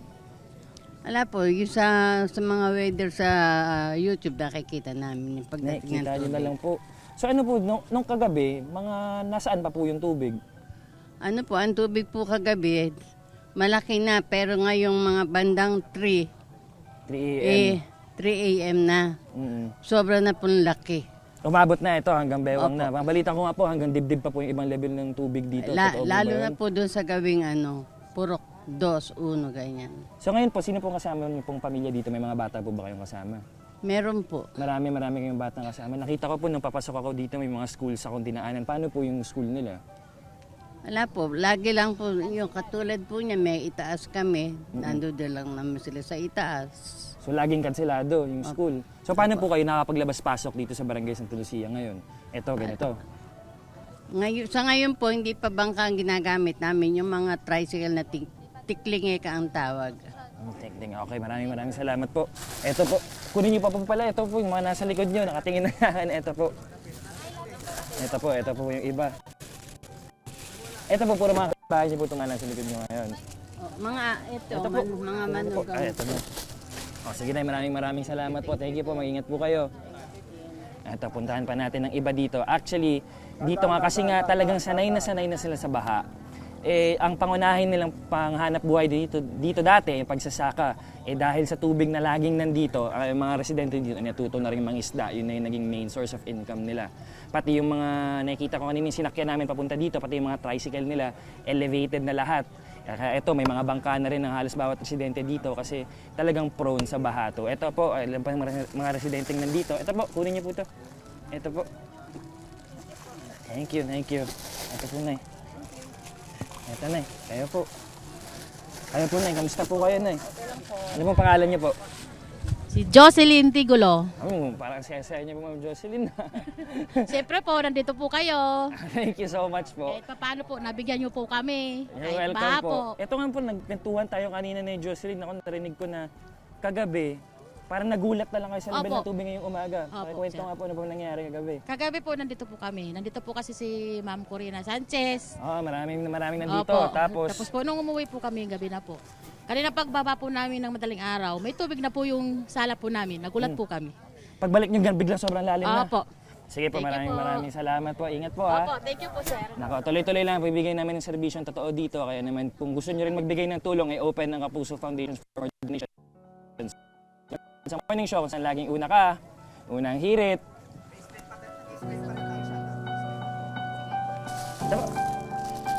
Salamat, Sean. Mamamahagi rin tayo ng tulong sa Isabela. Anjo.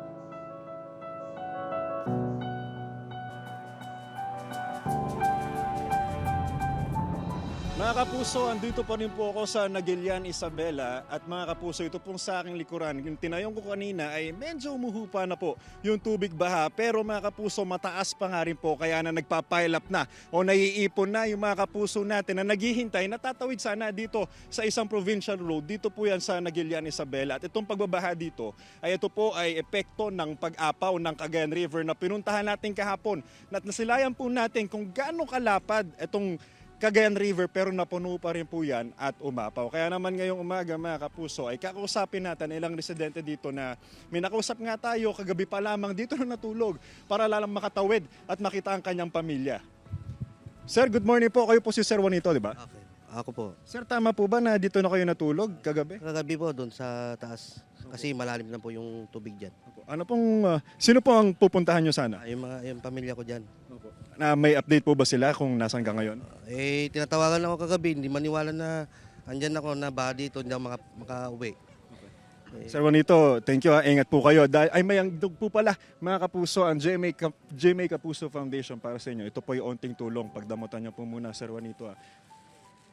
Ingat po kayo. Maraming salamat. Ito po mga kapuso, kahapon ay nagbigay na rin po tayo sa evacuation center dito sa Doña Magdalena Gafford High School. Nagsilbi nga pong main evacuation center ng mga malapit na barangay dito. Nay, magandang umaga po at good morning po. Kamusta po kayo? Okay lang po, sir. Ma'am, di ba tama po ba dahil nakwento sa akin kanina, galing kayo sa ospital, meron po kayong iniindang ngayon? Opo, sir. Pwede po bang malaman kung ano po iniinda nyo? Itong sakit ko po, sir, dito sa katawan ko po, sir. Opo. Saan po ba nanggaling yan? Ay, hindi ko rin po alam, sir, kasi sabi ng doktor na ito yung usong sakit pero wala naman sinabing kung anong klaseng sakit to, sir. Nay, bakit po kayo tatawid? Sasamahan ko nga po siyang magpapagamot. Hindi naman po kami makatawid, eto po kami ngayon.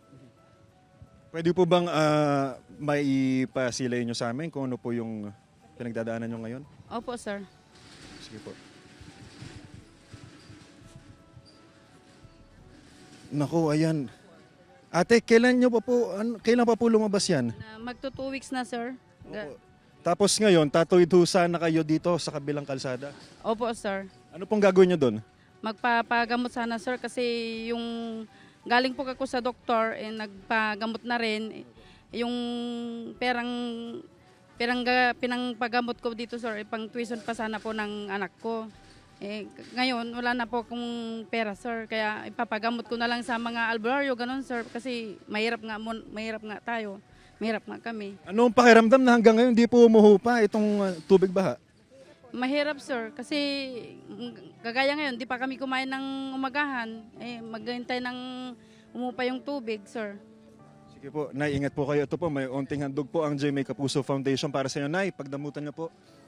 Opo. Ito po. Ate, ingat po kayo. Sana gumaling na po kayo. No?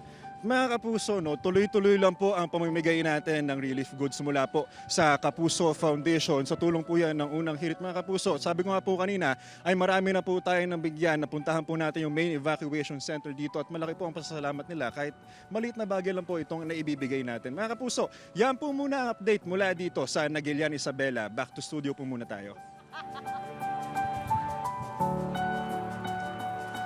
Samantala, balikan naman natin sina Suzy at Shaira na naghatid pa rin ng serbisyong totoo sa isang evacuation center sa Santa Rosa, Laguna. Kamusta naman kapuso natin dyan? Suzy, Shaira! Double S! Hi! Ito sa Barangay Kaingin kami at patuloy pa rin ang pamimigay namin ni Shaira ng almusal. Yes, oo. At meron nga tayo dito pandesal, no? At may sopas tayo na mainit dito para sa breakfast ng ating mga kapuso na nandito ngayon at yung iba nga ate, di ba? Ang tagal na pala na nandito kasi hindi pa sila naka-recover mula dun sa Bagyong Tino. Nauna pa. Nung Tino. At of course, nandito pa rin kasama natin ang Kapuso Foundation at namimigay tayo ng mga food packs para sa ating mga kapuso dito. Kaya sige, tuloy-tuloy lang po ang pila. Sinasabi nila sa estimation nila, baka 2 weeks yung iba na manatili dito dahil mataas talaga yung tubig baha. Thank you po. Dati pa namang inaabot yung basketball court nila, which is yun yung original na evacuation center nila. Pero ngayon, lumipat sila dito. Actually, maganda dito kasi bago siya. Yes. Diba? Tsaka mataas. Mataas siya. Medyo spacious naman yung lugar. Yun nga lang talaga. Mahirap kasi brown out pa rin hanggang ngayon eh. So, maalinsangan siya actually. Pero pag tumingin ka, marami sila mga ceiling fan sana. So, pag nagkaroon ng kuryente, mas magiging komportable sila dito. Correct. Ito ate, kamustahin naman natin. Ito si ate. Ay ate, anong pangalan mo? Jameline Mayor po. Ate, kamusta? Gano'ng katagal ka na dito nagsistay? 2 days na po. 2 days na. Apo. Kamusta naman kalagayan nyo? Okay naman po siya. Yung bahay nyo, hindi pa ba mababalikan? Hindi pa po kasi malalim pa po yung tubig doon. Malalim pa. Hanggang saan? Mga hanggang dito na lang. Oo nga. Pero tuwing nagkakaroon ng malakas na bagyo, talagang binabaha kayo? Opo. So nasanay din kayo magsilikas talaga? Opo, nasanay naman. Okay. Sa tingin nyo, hanggang kailan pa kayo dito? May advice na ba kung kailan kayo pwedeng bumalik? Wala pa naman po. Sabi naman po, hanggat may tubig pa naman po, pwede pang mag-stay. Pwede mag-stay okay. dito. Ito, mag-almusal ka muna. Ayan. At meron din tayong handog na relief goods from Jaime Kapuso Foundation. Ingat kayo. Ito po. Sopas po. At syempre, Shaira, kapag sila ay nakauwi na finally sa mga tahanan nila, hindi natin alam kung kailan kailan bababa yung tubig. Sabi nga nila, mga 1 to 2 weeks, maglilinis pa sila. Correct. Syempre. Panibagong naman yan, no? Parang trabaho sa kanila. Pero ayun ang kagandahan nga dito, hanggat hindi bumababa ang tubig baha. Pwede sila dito. At kapag nagkakuryente na, magiging mas maayos na dihamak yung kalagayan nila. Tulong-tulong naman syempre ang barangay, sila magkakapit-bahay, di ba? Para maging, sanay na rin naman silang lumikas. Parang ganun, dahil malapit. Ayan, hello po ate. Kamustahin natin si Nanay. Nanay, pangalan po nila? Divina po, Formalan. Ilan po kayong lumikas dito? Sa pamilya ko po, 4. 4 po kayo? Okay, kasi yung bahay niyo po ba ay pa rin? Opo, baha pa doon. din. Hanggang saan po yung baha? Hanggang dito po. Ano po ang inyong kabuhayan? Ba't kayo dito sa area na to nakatira? Ano po wala po kasi kami kabuhayan talaga na stable, ma'am. Yun, nagtitsaga na lang po kami talaga dyan. Yung sinasabi niyo po kanina, ano po yun? Yung last, Yung last po kasi talaga, mataas talaga po ito yung tubig. Hanggang dito po yun. Wow! Opo. Oh my gosh. So ito medyo mababa pa. Opo, Mas medyo- hangin nga daw kaysa tubig eh, no? Mas nung nakaraang araw po, malakas talaga ang hangin. Oo. Kaya po natakot kami na baka doon kami matrap sa mga bahay-bahay. So maaga pa lang lumikas na Opo. kayo dito. Hindi nyo na inantay na tumaas o ano? Hindi na po. Kasi last na po, naranasan namin na hanggang dito na talaga yung tubig bago kami lumikas. Ano yung usually na dinadala nyo kapag kayo lilikas? Bilang kumbaga, ibihasaan na kayo sa paglilikas. Kunting damit lang, tapos yung importante lang mga birth certificate ng anak ko. Ayun. Yun lang po ang nadala ko talaga. Hindi kami nakakadala ng marami. Pati mga gamit, wala kayong Wala masyadong... po, wala. Tubig, pagkain, Opo. meron kayong na dinadala. Mayroon naman po konti, pero may nagbibigay naman po. Ayan. At ito, Ayan po. dagdag ng konti Sopas pamigay po. sa inyo. Thank you po. Kapuso May sopas Foundation, ka may na ba, sopas ate? din po kami para sa inyo. Ingat kayo at sana makauwi na po. kayo agad sa inyo. Thank you, ma'am. Salamat po. Ayan. At syempre para sa mga kapuso natin na gustong magpasalamat dahil kayo ay hindi naapektuhan ng bagyo, maaari po kayo mag-donate sa Kapuso Foundation. Yes, ayan po. Meron po tayong mga, actually, maiano nila sa screen natin, yung mga bank accounts po ng Kapuso Foundation po. Pwede niyo po i-deposit doon yung gusto niyo pong tulong na ibigay sa kanila at marami pang ibang paraan. At syempre, itutuloy-tuloy pa rin po natin nga ang pagbibigay natin ng serbisyong totoo sa mga kapuso natin na salanta dito. Ayan po, naka-flash sa inyong screen. Yan. Kung saan po kayo pwede mag-deposit. Maraming paraan talaga na makatulong kung nais po ninyo. Kaya thank you in advance po mula sa amin sa unin. And of course, sana marami pa kami maabot na mga lugar na pwede nating matulungan. Dito lang po sa Pambansang Morning Show kung saan laging Unang hirit. Ingat po. Kaya niyo po ba? Kaya?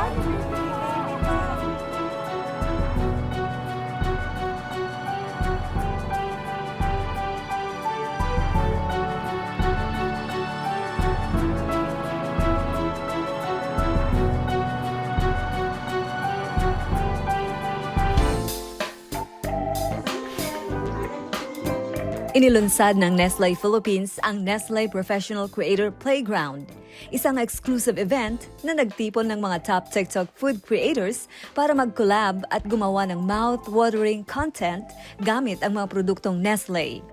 Sa tulong ng social media, patuloy ang Nestle Professional sa paghubog ng next generation ng culinary creators.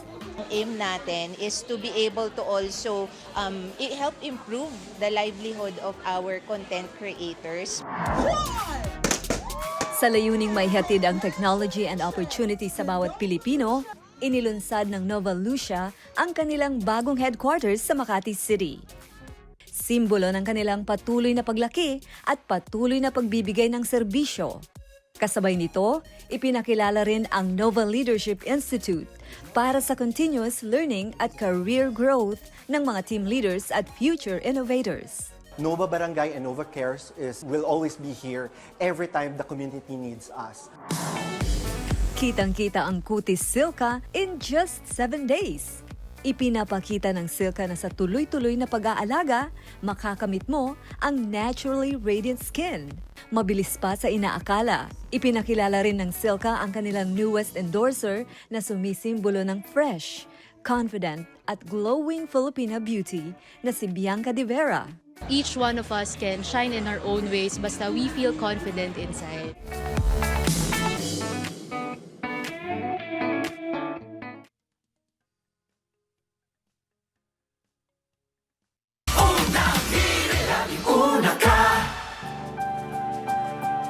Maraming salamat po sa pangitambay, mga igan. Buong persa pa rin po ang ating serbisyong totoo sa mga kapuso natin apektado ng Bagyong Uwan. Kita-kita ulit tayo bukas dito lang sa inyong Pambansang Morning Show kung saan laging una ka. Unang hirit! Bye! Ingat po! Kaya huwag ka na bumalik. Juan, huwag ka na.